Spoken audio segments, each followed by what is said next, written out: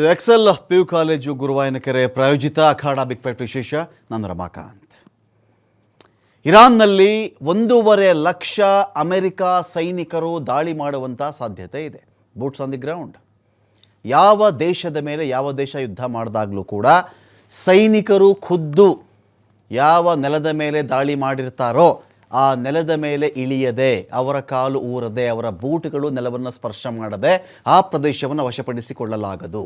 ಇದು ಲಿಖಿತ ಅಲಿಖಿತ ನಿಯಮ. ಇದು ಯಾವ ದೇಶದ ಮೇಲೆ ಎಕ್ಸ್ ದೇಶದ ಮೇಲೆ ವೈ ಆದರೂ ದಾಳಿ ಮಾಡಿ, ವೈ ದೇಶದವ್ರು ಎಕ್ಸ್ ಮೇಲಾದರೂ ದಾಳಿ ಮಾಡಲಿ, ಎಕ್ಸ್ನ ಸೈನಿಕರು ಬಂದು ವೈ ನೆಲದಲ್ಲಿ ಇಳಿಬೇಕು. ಇಳಿದಾಗಲಷ್ಟೇ ಪ್ರಭುತ್ವ ಕಬ್ಜಾ, ಇಲ್ದಿದ್ರೂ ಆಗಲ್ಲ. ಏನು ಮಾಡಿದ್ರೂ ಆಗಲ್ಲ, ಎಷ್ಟು ದಾಳಿ ಮಾಡಿದ್ರೂ ಆಗಲ್ಲ. ಅಂದರೆ ಅಷ್ಟರ ಮಟ್ಟಿಗೆ ಅವ್ರು ಅಲೋ ಮಾಡಿರಲ್ಲ. ನೀವು ಬಿಲ್ಡಿಂಗ್ ಹೊಡೆದು ಹಾಕೋದು, ಅವ್ರದ್ದು ಯಾವುದೋ ಸದನ ಹೊಡೆದು ಹಾಕ್ಬಿಡ್ತೀನಿ, ನಾನು ಅವ್ರ ಮನೆ ಹೊಡೆದು ಹಾಕ್ಬಿಡ್ತೀನಿ, ನಾಯಕರು ಸಾಯಿಸ್ಬಿಡ್ತೀನಿ, ಸೈನಿಕರು ಸಾಯಿಸ್ತೀವಿ, ಓಕೆ. ನದಿಗಳು, ಡ್ಯಾಮು ಏನು ಬಿಡಲ್ಲ ಅಂತ ಹೇಳಿದ್ರು ಕೂಡ ಸೈನಿಕರು ಇಳಿದೇ ಆಗಲ್ಲ. ಈಗೇನು 1.5 ಲಕ್ಷ ಅಮೆರಿಕ ಸೈನಿಕರು ರೆಡಿ ಇದ್ದಾರಂತೆ. ಶಿಯಾ ನೆಲದಲ್ಲಿ ದೊಡ್ಡಣ್ಣನ ಸರ್ಕಾರ ಹುಟ್ಟುಬಿಡುತ್ತಾ. ಈಗ ಅಮೆರಿಕ ಹೋಗಿ ಇರಾನ್ನಲ್ಲಿ ರೂಲ್ ಮಾಡಿಬಿಡುತ್ತಾ. ಗ್ರಹಾಮ್ ಸಾವಿನ ರಹಸ್ಯ ಏನು?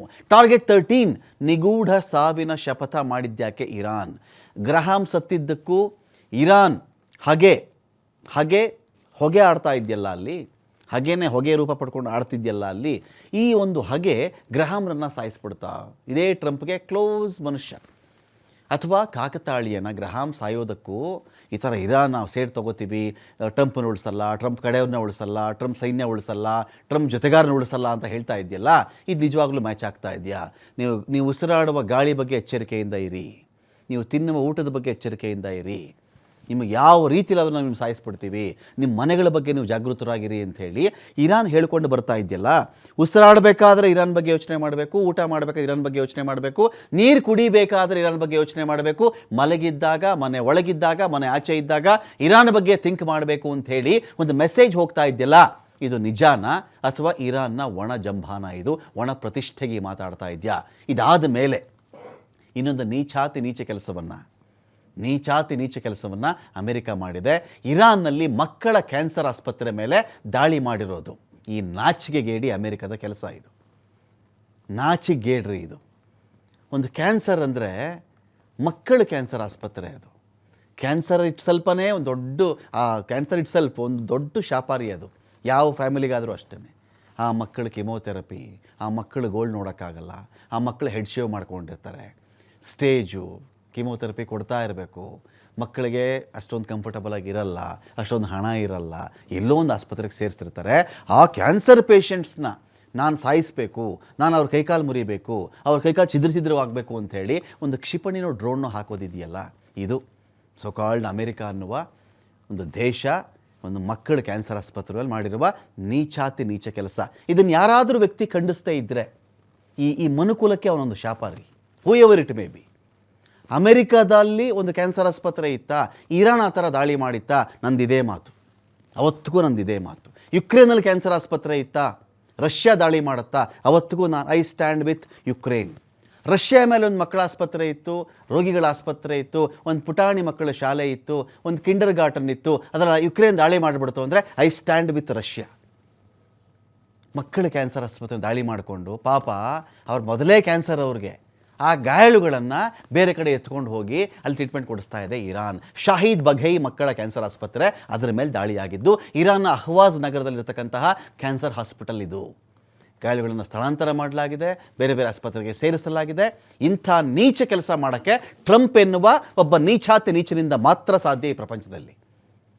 ಇಲ್ದಿದ್ರೆ ಇಸ್ರೇಲಲ್ಲಿ ಒಬ್ಬ ಇದ್ದಾನಲ್ಲ, ಅವನಿಂದ ಮಾತ್ರ ಸಾಧ್ಯ. ಆ ಮಕ್ಕಳು ಶಾಲೆಗೆ ಬಾಂಬ್ ಹಾಕ್ಸಿದ್ನಲ್ಲ, ಇಸ್ರೇಲ್ ಶಾಲೆ ಮೇಲೆ ಏನಾದರೂ ಇರಾನ್ ದಾಳಿ ಮಾಡಿದ್ರು ನಂದಿದೇ ಮಾತು.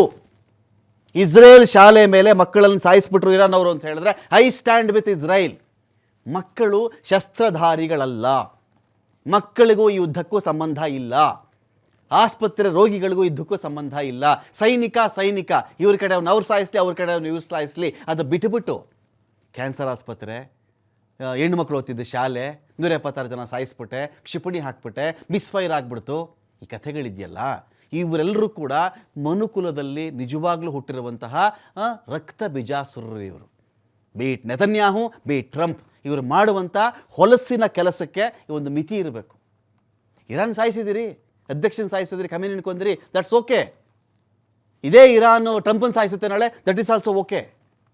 ಹಾಗೆ ದ್ವೇಷ, ಸೈನಿಕರು ಯುದ್ಧ ಮಾಡ್ಕೊಳ್ಳಿ, ಶಸ್ತ್ರಧಾರಿಗಳು, ದೇ ಆರ್ ಟ್ರೈನ್ಡ್.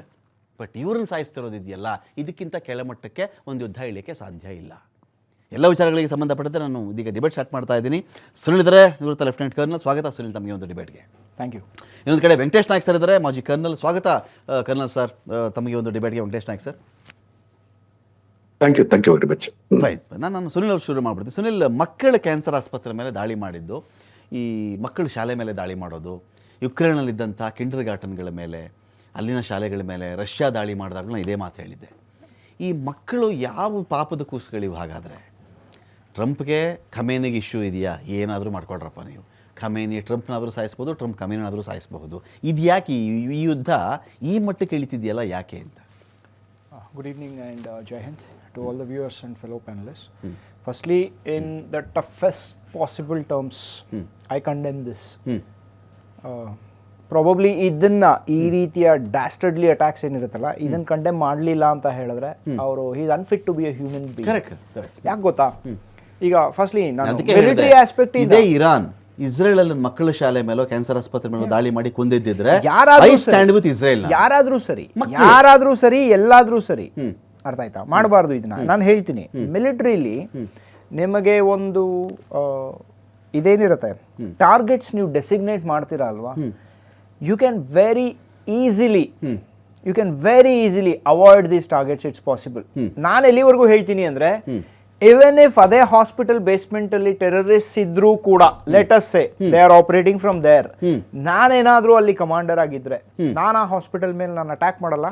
ಯಾಕಂದ್ರೆ ಒಬ್ಬ ಟೆರರಿಸ್ಟ್ ಅಂತ ಡೆಸಿಗ್ನೇಟ್ ಆದ್ಮೇಲೆ ಅವ್ನು ಸಾವು ಖಚಿತ, ಅವ್ನು ಎಸ್ಕೇಪ್ ಆಗಕ್ಕಾಗಲ್ಲ. ಇವತ್ತಲ್ಲ ನಾಳೆ ಅವ್ನು ಸಿಕ್ಕೇ ಸಿಗ್ತಾನೆ, ಅರ್ಥ ಆಯ್ತಾ? ಬಟ್ ಒನ್ ಫಾರ್ಚುನೇಟ್ ಥಿಂಗ್ ಇಲ್ಲಿ ಏನಾಗಿದೆ ಈ ಬಗೆ ಹಾಸ್ಪಿಟಲ್ ಅಲ್ಲಿ ಏನು ಅಂತ ಹೇಳಿದ್ರೆ, ಟಾರ್ಗೆಟ್ ಡೈರೆಕ್ಟಾಗಿ ಇದೇನಿದೆ ಮಿಸೈಲ್ ಬಂದು ಇಲ್ಲ ಏರ್ ಅಟ್ಯಾಕ್ ಏನು ನಡೆದಿದೆ ಅದು ಡೈರೆಕ್ಟಾಗಿ ಅಟ್ಯಾಕ್ ಆಗಿಲ್ಲ. ಅದ್ರ ಮೇಲೆ ನಿಯರ್ ಬೈ ಬಿಲ್ಡಿಂಗಿಂದ ಬಂದಂಥ ಶಾಕ್ ವೇವ್ಸ್ ಫಂಕ್ಷನಾಲಿಟಿನ ಡಿಸ್ಟರ್ಬ್ ಮಾಡಿದೆ. I am grateful to God for that. But ಒಂದು ತುಂಬಾ ಏನ್ ಹೇಳ್ತಾರೆ, ಪೇನ್ಫುಲ್ ಸಿನಾರಿಯೋಲ್ ಏನಂತ ಹೇಳಿದ್ರೆ, ಈ 211 ಮಕ್ಕಳನ್ನ ಅಲ್ಲಿಂದ ಎವ್ಯಾಕ್ಯುಯೇಟ್ ಮಾಡಿದ್ರು. ಮೋಸ್ಟ್ ಆಫ್ ದೆಮ್ ಅವರು ಎವ್ಯಾಕ್ಯುಯೇಷನ್ ಟೈಮಲ್ಲಿ ಐವಿಸ್ ಇನ್ನೂ ಹುಕ್ಕಾಗೇ ಇತ್ತು ಅವ್ರ ಬಾಡಿಲಿ, ಐವಿಸ್ ಹೋಗ್ತಾ ಇತ್ತು ಅವ್ರ ಒಳಗಡೆ. They were undergoing chemotherapy. Correct. ಯಾವ ಇವರು ಸೆಂಟ್ಕಾಮ್ಗೆ ನನ್ನ ಪ್ರಶ್ನೆ ಇದು, ಅರ್ಥ ಆಯ್ತಾ? You are the commanders on ground. ನೀವು ಇರ್ಬೋದು, you may be you know battle hardened soldiers, ಇಲ್ಲ ಅಂತ ಹೇಳ್ಬಿಟ್ಟು ನಾನು ಹೇಳಲಿಲ್ಲ. ಬಟ್ ನಿಮ್ಮ ಯಾವುದೇ ಒಂದು ಸೋಲ್ಜರ್ಲಿ ಬಿಹೇವಿಯರ್ ಏನಿರುತ್ತಲ್ಲ, ಅದು ನಿಮ್ಮ ಹ್ಯುಮ್ಯಾನಿಟಿನ ಈ ಲೆವೆಲ್ಗೆ ಮರೆಯೋ ಹಾಗೆ ನಿಮ್ಗೆ ಅದನ್ನ ಮಾಡಬಾರ್ದು. Immaterial of what you are. Iranian regime ನಿಮ್ಮ enemy, okay, not Iranian children. No that. Correct. ಯಾವುದೇ ದೇಶದ ಮೇಲೆ ಅಟ್ಯಾಕ್ ಮಾಡಲಿ, ಮಕ್ಕಳೇನ್ರಿ ಮಾಡಿದ್ದಾರೆ? Correct. I will tell the same thing. ಈಗ ಇಸ್ರೇಲ್ ಅಲ್ಲಿ ಏನು 2023 ಇದ್ರಲ್ಲಿ ಅಕ್ಟೋಬರ್ ಏನು ಅಟ್ಯಾಕ್ ನಡೆದಿತ್ತು, ಮಕ್ಕಳನ್ನ ಎತ್ಕೊಂಡು ಹೋದ್ರು, ಸಾಯಿಸಿದ್ರು, ಎಲ್ಲಾನು ನಡೆದಿತ್ತು. I condemn that in no stronger terms. I condemn that. ಎಲ್ಲೇ ಆಗಲಿ, let the fight be between the armies. The forces are there for that. Unarmed children, that to cancer patients. Children ಅಂದ್ರೆ ದೇ ಆರ್ ದಟ್ ಅಷ್ಟೇನೆ. Cancer patient ಮಕ್ಕಳೇ ದೇವರು. Cancer patient absolutely. ನಮ್ಮನೇಲೂ ಚಿಕ್ಕ ಮಕ್ಕಳಿದ್ದಾರೆ. ಹೇಗೆ ಇದನ್ನೆಲ್ಲ ಇಮ್ಯಾಜಿನ್ ಕೂಡ ನಾವು ಮಾಡ್ಕೊಳಕ್ಕಾಗಲ್ಲ. So that is the fortunate thing. But CENTCOM ಏನ್ ಹೇಳಿದೆ ಅಂತ ಹೇಳಿದ್ರೆ, ಅವರ ಒಂದು ಇದ್ರ ಪ್ರಕಾರ ಇದು ನಮ್ಮ ಒಂದು ಇದೇನಿದೆ ಇನ್ಫ್ರಾಸ್ಟ್ರಕ್ಚರ್, ಇರಾನಿಯನ್ ಮಿಲಿಟರಿ ಇನ್ಫ್ರಾಸ್ಟ್ರಕ್ಚರ್ ಮೇಲೆ ನಾವು ಅಟ್ಯಾಕ್ ಮಾಡಿದ್ವಿ. You can avoid the targets. ಯಾಕಂದ್ರೆ ನೀವೇನ್ ಟಾರ್ಗೆಟ್ ಮಾಡಿದ್ರೆ, ಯಾಕಂದ್ರೆ precision attack. Exactly, I was coming to that. ಈಗ ಎಲ್ಲಿವರೆಗೂ ಪಾಸಿಬಿಲಿಟಿ ಇದೆ ಅಂದ್ರೆ, ನೀವು ಅಪ್ರಾಕ್ಸಿಮೇಟ್ಲಿ 0.25 meters, 0.250 ಅಂದ್ರೆ ಒಂದು 1/4 ಮೀಟರ್ ಅಂತ ನಾವೇನ್ ಕರಿತೀವಲ್ಲ, not 1 meter complete, 1/4 of a meter, ಅಷ್ಟು ಪ್ರಿಸಿಷನ್ ಅಲ್ಲಿ ನೀವು 1000 ಕಿಲೋಮೀಟರ್ ದೂರದಿಂದ ನೀವು ಲಾಂಚ್ ಮಾಡಬಹುದು. ನೀವು ಸ್ಯಾಟಲೈಟ್ ಇಂದ ನೀವು ಟಾರ್ಗೆಟ್ ಮಾಡಬಹುದು. ನಿಮ್ಮ ಡ್ರೋನ್ಸ್ ಗೆ ಕೆಪಬಿಲಿಟಿ ಇದೆ. ನೀವು ಇದನ್ನ ಅವಾಯ್ಡ್ ಮಾಡಬಹುದು. ಇಲ್ಲ ನಿಮ್ಗೆ ಅಷ್ಟೇ ಪ್ರಿಸಿಷನ್ ಅಟ್ಯಾಕ್ ಮಾಡಬಹುದು ಅಂತಿದ್ರೆ, you can choose your payloads. Not that ನಿಮಗೆ ಅಟ್ಯಾಕ್ ಮಾಡಬೇಕು, ಇರಾನಿಯನ್ ಮಿಲಿಟರಿ ಇನ್ಫ್ರಾಸ್ಟ್ರಕ್ಚರ್ ನೀವು ಡೆಮಾಲಿಷ್ ಮಾಡಬೇಕು ಅಂತ ಹೇಳಿದ್ರೆ, ಯು ಹ್ಯಾವ್ ಅದರ್ ವೇಸ್. ನಿಮ್ಗೆ ಇದೊಂದೇ ದಾರಿ ಅಲ್ಲ. ನೀವು ಅಟ್ಯಾಕ್ ಮಾಡಿಬಿಟ್ಟು ಹಾಸ್ಪಿಟಲ್ಸ್ ಮೇಲೆ ನೀವು ಈ ರೀತಿ. ಇನ್ನೊಂದು ಹೇಳ್ತೀನಿ ರಮಾಕಾಂತ್ ಅವರೇ, ಬರೀ ಮಕ್ಕಳ ಹಾಸ್ಪಿಟಲ್ ಅಲ್ಲ, ಐಸೆ ಯಾವುದೇ ಹಾಸ್ಪಿಟಲ್ ಮೇಲಾಗ್ಲಿ, ಯಾವುದೇ ಸ್ಕೂಲ್ ಮೇಲಾಗ್ಲಿ ದಾಳಿ ನಡೀಬಾರ್ದು. ಅದು ಎಲ್ಲಾದ್ರೂ ಸರಿ. ಯಾವುದೇ ಸರಿ, ಮಕ್ಕಳದು ಕ್ಯಾನ್ಸರ್ದು ಅಲ್ಲ, ಹಾಸ್ಪಿಟಲ್ ಅಂದ್ರೆ ಅದು ಹಾಸ್ಪಿಟಲ್ ಅಷ್ಟೇ. They are some secret places, people are getting healed. Fine, ಅಷ್ಟಾದ್ರೂ ಹ್ಯುಮ್ಯಾನಿಟಿ ತೋರಿಸ್ಬೇಕು ಇವರು. ನಾನು ವೆಂಕಟೇಶ್ ನಾಯ್ಕ್ ಸರ್ ಒಂದು ಪ್ರಶ್ನೆ ಕೇಳ್ಬೇಕು. ವೆಂಕಟೇಶ್ ನಾಯ್ಕ್ ಸರ್, ನಾನು ಈ ಯುಕ್ರೇನ್ ಮತ್ತು ರಷ್ಯಾ ಯುದ್ಧ ಶುರುವಾದಾಗ ಅದರ ಬಗ್ಗೆ ಬಹಳ ಗಂಭೀರವಾಗಿ ಸುದ್ದಿಯನ್ನು ಓದ್ತಾ ಇದ್ದೆ. ಒಂದು ಸನ್ನಿವೇಶ ಸರ್, ಅದು ಯುಕ್ರೇನ್ ಮೇಲೆ ದಾಳಿ ಆಗಿಬಿಡುತ್ತೆ. ಅಲ್ಲಿನ ಪೋಷಕರುಗಳು ಕೆಲವರು ಸತ್ತಿರಬಹುದು, ಕೆಲವರು ಬದುಕಿರಬಹುದು. ಪುಟಾಣಿ ಮಕ್ಕಳುಗಳಿಗೆ ಒಂದು ಬ್ಯಾಗ್ ಕಟ್ಟಿಬಿಡ್ತಿದ್ರು ಸರ್ ಬೆನ್ನಿಗೆ. 5 ವರ್ಷ 6 ವರ್ಷ ಮಕ್ಕಳಿಗೆ ಬ್ಯಾಗ್ ಕಟ್ಟಿಬಿಟ್ಟು ಅವರ ಮಕ್ಕಳ ಅಡ್ರೆಸ್ಸು ಇನ್ಯಾರೋ ಪೋಲೆಂಡಲ್ಲೋ ಇನ್ನೊಂದು ಅಕ್ಕಪಕ್ಕದ ಯಾವುದೋ ದೇಶಗಳಲ್ಲೋ ಇರುವಂಥವ್ರಿಗೆ ಹೋಗಿ ನೀವು ಬದುಕೊಂಬಿಡಿ ಎಲ್ಲಾದರೂ ಅಂತ ಕಳಿಸ್ತಾ ಇದ್ರು ಸರ್ ಅವರು. ಇಲ್ಲಾದರೂ ಹೋಗಿ ಬದುಕೊಂಬಿಡಿ ನೀವು ಅಂಥೇಳಿ. ಆ ಮಕ್ಕಳೆಲ್ಲ ರೈಲ್ ಹತ್ತಬೇಕಿತ್ತು, ರೈಲ್ ಹತ್ತಲ್ಲೆಲ್ಲ ಇಳ್ಕೊಂಡ್ರೆ ಅಲ್ಲಿ ಯಾರೋ ರಿಸೀವ್ ಮಾಡಿಕೊಂಡ್ರೆ ಅವ್ರಿಗೆ ಬದುಕು. ಪುಟಾಣಿ ಮಕ್ಕಳು ಸರ್. ಅಲ್ಲಿ ಕಿಂಡರ್ ಗಾರ್ಟನ್ ಬಿಡದ ರೀತಿಯಲ್ಲಿ ರಷ್ಯಾ ದಾಳಿ ಮಾಡಿತ್ತು. ಅವತ್ತು ನಾನು ಇದೇ ಥರ ಕಂಡ ಮಾಡಿದ್ದೆ ಅದನ್ನು. ಇಷ್ಟು ಮಟ್ಟಕ್ಕೆ ಮನುಷ್ಯ ಇಳಿಬಾರ್ದು ಅಂತೇಳಿ. ಇಲ್ಲಿ ಇನ್ನೊಂದು ಕಡೆ ಸರ್, ಇದು ಒಂದು ಭಾಗ ಆಯಿತು. ಎರಡನೇದು ಲಿಂಡ್ಸೆ ಗ್ರಹಂ ನಿಧನ. ಅಂದರೆ ಇರಾನ್ ಏನು ಮಾಡ್ತಾ ಇದೆ, ಈ ಯಾವ ರೀತಿಯಲ್ಲಿ ಖಮೇನಿಯನ್ನು ಹತ್ಯೆ ಮಾಡಲಾಯಿತು, ಇನ್ನು ಮೇಲೆ ಇದು ನಮ್ಮ ಸರದಿ. ಇವಾಗ ಟ್ರಂಪ್ ಜೊತೆಗಾರರು ಅಥವಾ ಯಾರೆಲ್ಲ ಯುದ್ಧ ಕಾರಣಕರ್ತರಾಗಿದ್ದಾರೋ, ಇರಾನ್ಗೆ ನಷ್ಟ ಯಾರು ಮಾಡಿದ್ದಾರೋ ಇವರನ್ನು ಬಿಡಲ್ಲ. ನೀವು ಉಸಿರಾಡೋ ಗಾಳಿ ಬಗ್ಗೆ ಇನ್ಮೇಲೆ ಆ ಗಾಳಿಲಿ ಇರಾನ್ ಹೆಸರು ಬರೆದಿರುತ್ತೆ, ಊಟದಲ್ಲಿ ಇರಾನ್ ಹೆಸರು ಬರೆದಿರುತ್ತೆ, ನಾವು ನಿಮ್ಮನ್ನು ಸುಮ್ಮನೆ ಬಿಡಲ್ಲ.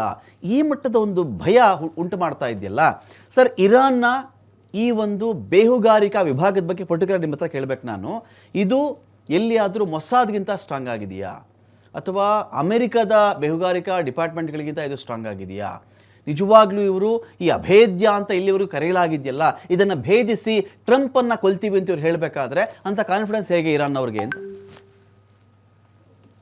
ಓಕೆ, ನೀವು ನಿಮ್ಮ ಪ್ರಶ್ನೆಯಲ್ಲಿ ಒಂದ್ 2-3 ಪಾರ್ಟ್ಸ್ ಇದೆ. ಫಸ್ಟ್ ಏನಂತಂದ್ರೆ ಈ ಒಂದು ಕ್ಯಾನ್ಸರ್ ಹಾಸ್ಪಿಟಲ್ ಅಲ್ಲಿ ಅಟ್ಯಾಕ್ ನ ನಾವು ಸ್ಟ್ರಾಂಗ್ಲಿ ಕಂಡಮ್ ಮಾಡ್ತೀವಿ. ಇದು ಏನಂತಂದ್ರೆ ಇದು ಮೊದಲೇ ಟೈಮ್ ಆಗಿಲ್ಲ. ಇದಕ್ಕಿಂತ ಮೊದಲು ಮಿನಾಬ್ ಸ್ಕೂಲ್ದಲ್ಲಿ ಅಟ್ಯಾಕ್ ಆಗಿತ್ತು. ಮಿನಾಬ್ ಸ್ಕೂಲ್ ಅಟ್ಯಾಕ್ ಆದ ನಂತರ ಅವರು ಎರ್ಸ್ಟವೈಲ್ ನೇವಲ್ ಹೆಡ್ ಕ್ವಾರ್ಟರ್ ಬಿಲ್ಡಿಂಗ್, ಅದಾದ ನಂತರ ಸಮೀಪಿದ್ದ ಹಾಸ್ಪಿಟಲ್ ಏನಪ್ಪಾ ಅಂದ್ರೆ ಇಲ್ಲಿ ಅಟ್ಯಾಕ್ ಆದ ಕೂಡನೇ ಅಟ್ಯಾಕರ್ಸ್ ಟಾರ್ಗೆಟ್ ಫಿಕ್ಸ್ ಮಾಡಿ ಕೊಟ್ಟದ್ದು ಏನಂತಂದ್ರೆ ಫಸ್ಟ್ ಅಟ್ಯಾಕ್ ಮಾಡೋಣ, ಅಟ್ಯಾಕ್ ಮಾಡಿದ ನಂತರ ಮಕ್ಕಳನ್ನೆಲ್ಲ ತಗೊಂಡು ಯಾವ ಹಾಸ್ಪಿಟಲ್ ಕರ್ಕೊಂಡು ಹೋಗ್ತಾರ ಆ ಹಾಸ್ಪಿಟಲ್ ಕೂಡ ಅಟ್ಯಾಕ್ ಮಾಡೋಣ.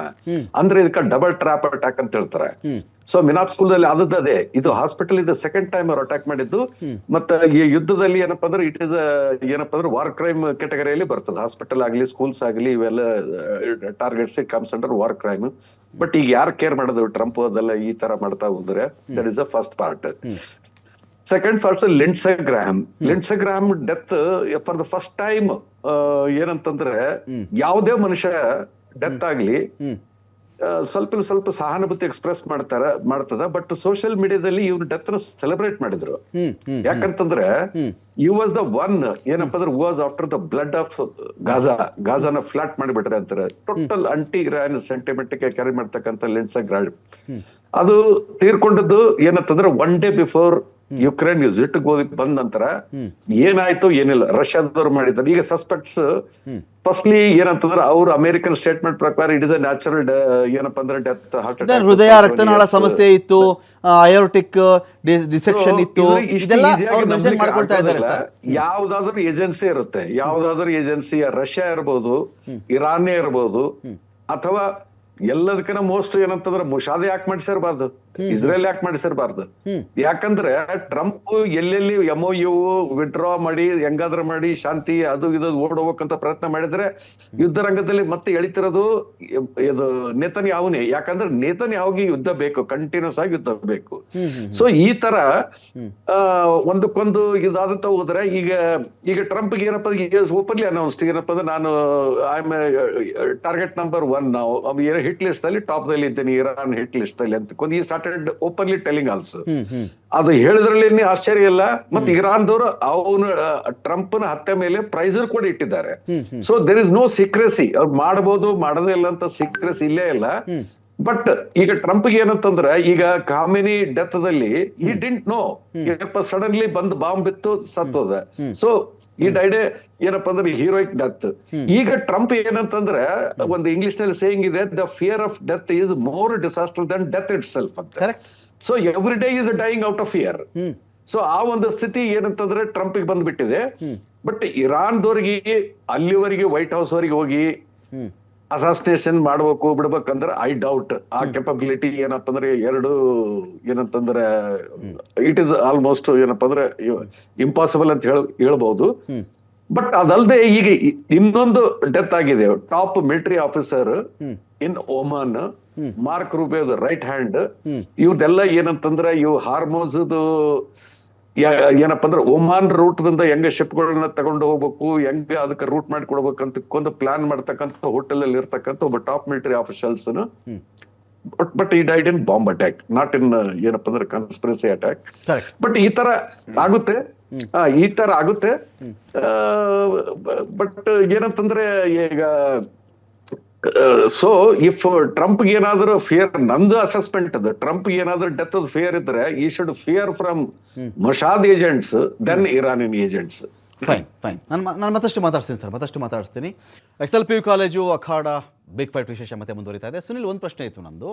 ಈ 1.5 ಲಕ್ಷ ಅಮೆರಿಕ ಸೈನಿಕರು ರೆಡಿ ಆಗಿಬಿಟ್ಟಿದ್ದಾರೆ, ಆ್ಯಸ್ ಇಫ್ ಇನ್ನೇನು ಒಂದು ದಿನದಲ್ಲೋ 2 ದಿನದಲ್ಲೋ ಒಂದು ಮಧ್ಯಾಹ್ನದಲ್ಲೋ ಅವರೆಲ್ಲ ಇರಾನ್ಗೆ ಇಳಿದು ಬಿಡ್ತಾರೆ, ಇದೇ ಇರಾನ್ನಲ್ಲಿ ಟ್ರಂಪ್ ಆಳ್ವಿಕೆನೇ ಶುರು ಮಾಡಿಬಿಡ್ತಾರೆ ಅಂತೆಲ್ಲ ಈ ಕೊಚ್ಚಿಕೊಳ್ತಾ ಇರ್ತಕ್ಕಂಥ ವಿಚಾರ ಇದೆಯಲ್ಲ, ನಾವು ಪ್ರಾಕ್ಟಿಕಲಿ ಆನ್ ಪೇಪರ್ ಮಾತಾಡೋದು ಬೇರೆ, ಗ್ರೌಂಡ್ ರಿಯಾಲಿಟಿ ಮಾತಾಡೋದು ನಾವು ಬೇರೆ. ಸುನಿಲ್, ಎಷ್ಟರ ಮಟ್ಟಿಗೆ ಈ ಒಂದು ಸಾಧ್ಯತೆ ಇದೆ?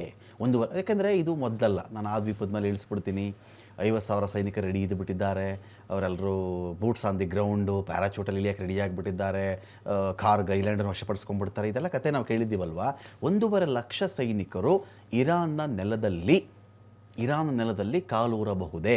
ಇರಾನ್ನವರು ಕೂಡ IRGC ಅವರು ಕೂಡ ಹೇಳ್ತಾ ಇದ್ರು, ಬಂದು ನೋಡಿ ಮಕ್ಕಳ ನೀವು ಅಂತ, ಬನ್ನಿ ನಾವು ಕಾಯ್ತಾ ಇದ್ದೀವಿ, ವಿ ಆರ್ ಆಲ್ಸೋ ವೇಟಿಂಗ್, ನೀವು ಬಂದು ನೋಡಿ ಅಂತ ಅವರು ಒಂದು ಸವಾಲು ಹಾಕಿದ್ರಲ್ಲ. ಎಷ್ಟರ ಮಟ್ಟಿಗೆ ಇದು ಈ ಮಾತನ್ನು ನಂಬಬಹುದು, ಅಥವಾ ಒಂದು ಬಡಾಯಿಯ, ಇದು ಬರೀ ಬಡಾಯಿ ಕೊಚ್ಕೊಳ್ಳೋ ವಿಚಾರನ ಇದು ಅಂತ? ಇಲ್ಲ, ಇದು ನೀವೇನು ಹೇಳಿದ್ರಲ್ಲ, this is pure fiction. America ಎಲ್ಲೂ ಹೇಳಿಲ್ಲ 1.5 ಲಕ್ಷ ಜನನ ನಾನು ಡೆಪ್ಲಾಯ್ ಮಾಡ್ತೀನಿ ಅಂತ. ಯಾಕಂತ ಹೇಳಿದ್ರೆ, ಫಸ್ಟ್ಲಿ ಟ್ರಂಪ್ ಏನು ಕ್ಯಾಂಪೇನ್ ಮಾಡಿಕೊಂಡು ಬಂದಿದ್ದಿದೆ, ಈ ಸಲ ಅಧಿಕಾರಕ್ಕೆ ಬಂದಾಗ ಕ್ಯಾಂಪೇನಲ್ಲೇನೇ ಟ್ರಂಪ್ದು ಒಂದು ಸ್ಟೇಟ್ಮೆಂಟ್ ಇತ್ತು, no for endless Middle East wars. ಇದು one of his campaign agendas. ಈ ಅಜೆಂಡಾ ತಗೊಂಡೇನೇನೆ, this being one of his agendas, main agendas, ಅವರು ಪವರ್ಗೆ ಬಂದಿದ್ದು, ಡೊನಾಲ್ಡ್ ಟ್ರಂಪ್ ಪವರ್ಗೆ ಬಂದಿದ್ದು. ಸೆಕೆಂಡ್ಲಿ, ಅಂದ್ರೆ ಮಧ್ಯಪ್ರಾಚ್ಯದ ಶಾಂತಿ ಇರುತ್ತೆ, ವಾರೆಲ್ಲ ಅಲ್ಲಿ ಮಧ್ಯಪ್ರಾಚ್ಯದಲ್ಲಿ ವಾರ್ ಇದ್ರು ನಾವು ಟೆಕ್ನಾಲಜಿಕಲ್ ಸುಪೀರಿಯಾರಿಟಿ ಮೇಲೆ ನಾವು ಬ್ಯಾಟಲ್ ಕಂಡಕ್ಟ್ ಮಾಡ್ತೀವಿ ಹೊರತು we will not get into boots on ground. ಕಾರಣ ತುಂಬಾ ಸಿಂಪಲ್, ಅವರಿಗೆ ಅವರ ಪಾಠಗಳು ಆಲ್ರೆಡಿ ಸಿಕ್ಕಾಗಿದೆ. ಅದಕ್ಕೆ ಆ ಪಾಠ ಸಿಕ್ಕಿದ್ದಕ್ಕೆ ಹೇಳಿದ್ದು no for endless Middle East wars. ಇರಾಕಲ್ಲಿ ಏನಾಯ್ತು ಡ್ಯೂರಿಂಗ್ ಆಪರೇಷನ್ ಡೆಸರ್ಟ್ ಸ್ಟಾರ್ಮ್, ಅಫ್ಘಾನಿಸ್ತಾನದಲ್ಲಿ ಏನಾಯ್ತು, Afghanistan we all know it's graveyard of empires ಅಂತ ಹೇಳ್ಬಿಟ್ಟು ಕರೀತಾರೆ ಅಫ್ಘಾನಿಸ್ತಾನ. ರಷ್ಯಾ ಬಂತು, ರಷ್ಯಾನ ಏನು ಮಾಡಿ, of course America did lot of things, ಎಲ್ಲ ಕ್ರಿಯೇಟ್ ಮಾಡಿದವ್ರನ್ನೇ, ತಾಲಿಬಾನಿಂದ ಹಿಡಿದು ಒಸಾಮಾ ಬಿನ್ ಲಾಡೆನ್ವರೆಗೂ ದೇ ಕ್ರಿಯೇಟೆಡ್ ಎವ್ರಿಥಿಂಗ್. ಅರ್ಥ ಆಯ್ತಾ? ಸೊ ಇದೇನು ಈಗ ಬರ್ತಾ ಇದೆಯಲ್ಲ, ವಾಟ್ ಎವರ್ ನಮಗೆ ಸೋಷಿಯಲ್ ಮೀಡಿಯಲ್ಲಿ ಕಾಣಿಸ್ತಿದೆ, ಅಮೆರಿಕ ಎಲ್ಲೂ ಹೇಳಿಲ್ಲ ನಾವು 1.5 ಲಕ್ಷ ಜನನ ನಾವು ಕಳಿಸ್ತೀವಿ ಅಂತ. ಕಾರಣ ತುಂಬ ಸಿಂಪಲ್, ನೀವು 1.5 ಲಕ್ಷ ಸೋಲ್ಜರ್ಸ್ನ ಲೆಟಸ್ ಸೇ ನೀವು ಡೆಪ್ಲಾಯ್ ಮಾಡಿಬಿಟ್ರಿ, ಇಮ್ಯಾಜಿನ್ ಮಾಡ್ಕೊಳ್ಳಿ, ಸೋಲ್ಜರ್ಸ್ನ ಬಿಡಿ, ನೀವು 1.5 ಲಕ್ಷ ಜನನ ಒಂದು ಕಡೆಯಿಂದ ಇನ್ನೊಂದು ಕಡೆಗೆ ನೀವು ಟ್ರಾನ್ಸ್ಪೋರ್ಟ್ ಮಾಡಿದ್ರಿ, ಲಾಜಿಸ್ಟಿಕ್ಸ್ ಎಷ್ಟು ಬೇಕಾಗತ್ತೆ ಗೊತ್ತಾ? ಅದಕ್ಕೆ already you are reeling under domestic pressure. ನಿಮ್ಮ ನವೆಂಬರಲ್ಲಿ ಏನು ಎಲೆಕ್ಷನ್ ಬರ್ತಾ ಇದೆ, you don't know the future of your own seat, ನಿಮ್ಗೆ ಎಷ್ಟು ಶಕ್ತಿ ಇರುತ್ತೆ ಅದಾದ್ಮೇಲೆ ಗೊತ್ತಿಲ್ಲ. ಸರ್ದು ಒಂದು ಪಾಯಿಂಟಿಂದ ಆ ಪ್ರಶ್ನೆ ನಿಮಗೂ ನಾನು ಕೇಳಬೇಕು ಅಂತ ಇದ್ದೆ.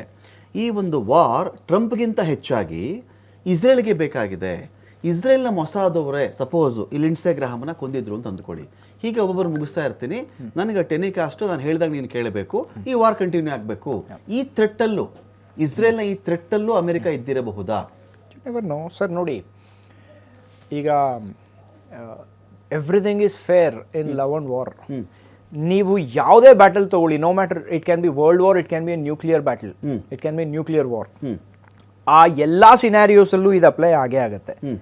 ಈಗ ಸ್ವಲ್ಪ ಹಿಂದೆ ಹೋಗಿ ನಾವು ನೋಡಿದ್ರೆ, strongest allies in the world, United States of America and Israel, ಈ ಒಂದು ಪೀಸ್ ಪ್ರಪೋಸಲ್ ಈಗ ಅವ್ರೇನು ಪಾಸ್ ತಂದಿದ್ದಾರೆ to get a ceasefire, ಅದಕ್ಕೆ ಮುಂಚೆ ಅವರಿಬ್ಬರ ಮಧ್ಯದಲ್ಲಿ ಏನೇನು ಎಕ್ಸ್ಚೇಂಜ್ ಆಗಿತ್ತು, ಅಲ್ಲಿ ಯಾರು JD ವ್ಯಾನ್ಸ್ ಇಸ್ರೇಲಿಗೆಲ್ಲ ಮಾಡಿದ್ರೆ they will lose the only friend that they have ಅಂತ ಹೇಳ್ಬಿಟ್ಟು JD ವ್ಯಾನ್ಸ್ ಇಸ್ರೇಲ್ಗೆ ಆ ಸ್ಟೇಟ್ಮೆಂಟ್ ಕೊಟ್ರೆ, ಬೆಂಜಮಿನ್ ನೆತನ್ಯಾಹು ಹೇಳಿದ್ರು ಅಮೆರಿಕ ಅನ್ಕೊಂಡಿದೆ ಅವ್ರೊಬ್ಬರೇ ನಮಗೆ ಫ್ರೆಂಡ್ ಇರೋದು ಅಂತ ಹೇಳ್ಬಿಟ್ಟು, ಆದರೆ ಇಲ್ಲ 150 ಕೋಟಿ ಜನ ಭಾರತೀಯರು ನಮಗೆ ಸಪೋರ್ಟ್ ಮಾಡ್ತಿದ್ದಾರೆ ಅಂತ ಹೇಳ್ಬಿಟ್ಟು ಈ ರೀತಿ ಬಂತು. So just look at the level of statements that were exchange at that time. ಯಾಕಂತ ಹೇಳಿದ್ರೆ ಅಟ್ ಎನಿ ಕಾಸ್ಟ್ ಈ ಪೀಸ್ ಪ್ರಪೋಸಲ್ ಅವ್ರಿಗೆ ಬೇಕಿತ್ತು, ಸ್ವಲ್ಪ ಸ್ಟೆಬಿಲಿಟಿ ತರಬೇಕಿತ್ತು.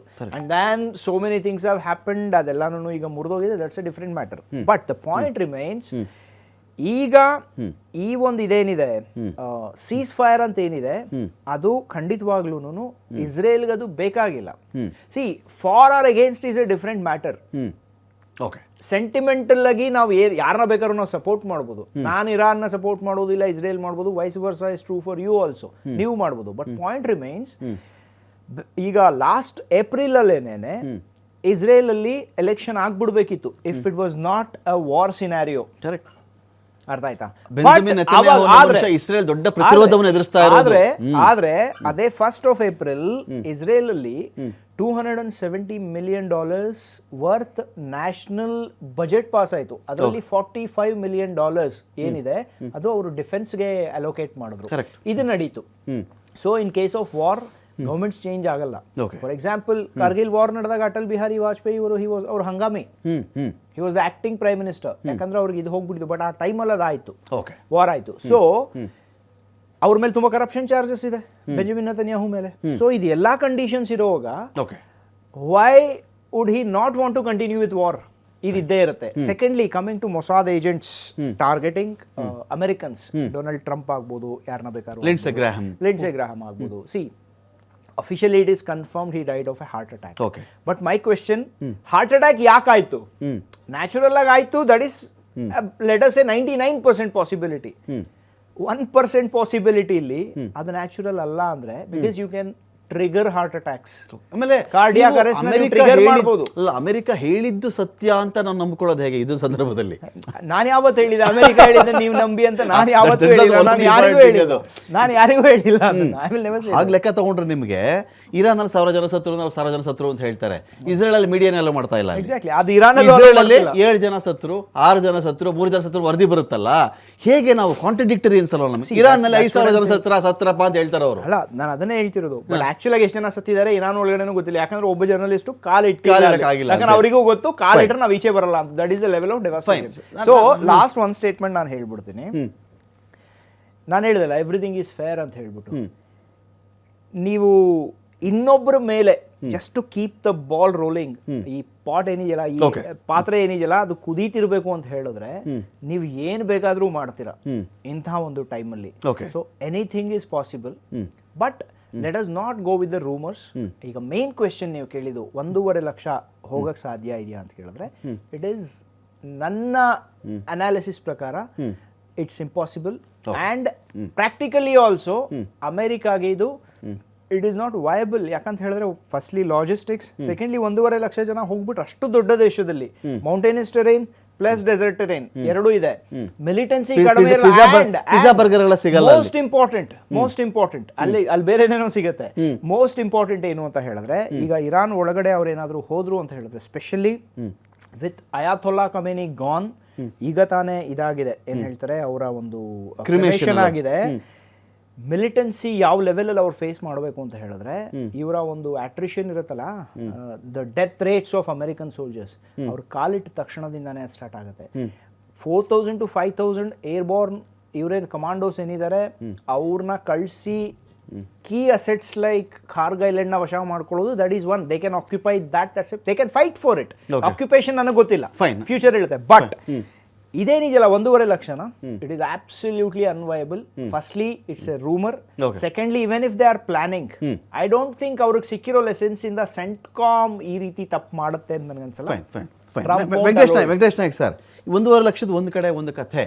ಈಗ ಇಸ್ರೇಲ್ಗೆ ಕಾರಣಗಳು ಬೇಕು, ಅಥವಾ ಜಗತ್ತನ್ನು ನಂಬಿಸ್ಬೇಕು ಇಸ್ರೇಲ್. ಹೇಗೆ ಅಂದರೆ, ಟ್ರಂಪ್ ಯಾಕೆ ಮತ್ತೆ ಯುದ್ಧವನ್ನು ಶುರು ಮಾಡಿದ್ರು ಅಂದರೆ ಲಿಂಡ್ಸೆ ಗ್ರಾಹಮ್ನ ಸಾಯಿಸ್ಬಿಟ್ರು. ಅಥವಾ ಲಿಂಡ್ಸೆ ಗ್ರಹಾಮ್ ನಿಗೂಢ ಸಾವು, ಅಥವಾ ಇರಾನ್ ಅವರು ತುಂಬ ಜೋರಾಗಿ ವಾರ್ನಿಂಗ್ ಕೊಟ್ಟುಬಿಟ್ರು ನಿಮ್ಮನ್ನು ಯಾರನ್ನ ಉಳಿಸಲ್ಲ ನಾವು ಅಂಥೇಳಿ. ಈ ಕಾರಣಗಳ ಸರಪಳಿ ಇಟ್ಕೊಂಡು ಕಾರಣಗಳ ಮಣಿಗಳನ್ನು ಪೋಣಿಸ್ಕೊಂಡು ಒಂದು ಸರವನ್ನು ಮಾಡ್ತಾ ಇದ್ದಾರೆ ಇವರು, ಒಂದು ದೊಡ್ಡ ಸರವನ್ನು ರೆಡಿ ಮಾಡ್ತಾ ಇದ್ದಾರೆ ಇವರು. ಅದರಲ್ಲಿ ಇದು ಒಂದಿರಬೇಕು. ಈ ಖಾಸಿಂ ಸುಲೈಮಾನಿ ನೆರಳು ಯಾಕೆ ಬೀಳ್ತಿದೆ ಸರ್ ಇಲ್ಲಿ? ಟೆಹ್ರಾನ್ನಲ್ಲಿ ಇಂಥ ವಿವಾದಾತ್ಮಕ ಇದೇ ಬಿಲ್ ಬೋರ್ಡು ಇದೇನು ಫಸ್ಟ್ ಟೈಮ್ ಬರ್ತಾ ಇಲ್ಲ. ಎಂಗೆಲಾಬ್ ಚೌಕ್ನಲ್ಲೂ ಕೂಡ ಅನೇಕ ಬಾರಿ ಇಂಥ ಬಿಲ್ ಬೋರ್ಡ್ ಪ್ರದರ್ಶನ ಆಗ್ತಾ ಇದೆ. ಇಲ್ಲಿ ಇರಾನ್ನ ಈ ಒಂದು ಚೌಕ ಇದೆಯಲ್ಲ, ಸರ್ಕಲ್ ಇದೆಯಲ್ಲ, ಸರ್ಕಾರದ ಅಧಿಕೃತ ಪ್ರಚಾರದ ಪ್ರಮುಖ ಕೇಂದ್ರ ಇದು. ಹೀಗಾಗಿ ಇರಾನ್ನ ಎಂಗೆಲಾಬ್ನಲ್ಲಿ ಈಗಲೂ ಕೂಡ ಇಂಥ ಪ್ರದರ್ಶನ ಕಾಣ್ತಾ ಇದೆಯಲ್ಲ, ಖಾಸಿಂ ಸುಲೈಮಾನಿ ಹತ್ಯೆ ಸೇಡಿನ ವಿಚಾರ ಆಗಾಗ ಪ್ರತಿಜ್ಞೆ ಆಗ್ತಾ ಇರುತ್ತಲ್ಲ ಸರ್, ಏನಿದು? ಪ್ರಭಾವಿ ಸೇನಾ ದಂಡನಾಯಕ ಆಗಿದ್ದು ಜನರಲ್ ಖಾಸಿಂ ಸುಲೈಮಾನಿ. ಟ್ರಂಪ್ ತಮ್ಮ ಮೊದಲ ಅಧ್ಯಕ್ಷೀಯ ಅವಧಿಯಲ್ಲೇ ಕೊಲೆ ಮಾಡಲಾಗಿತ್ತು.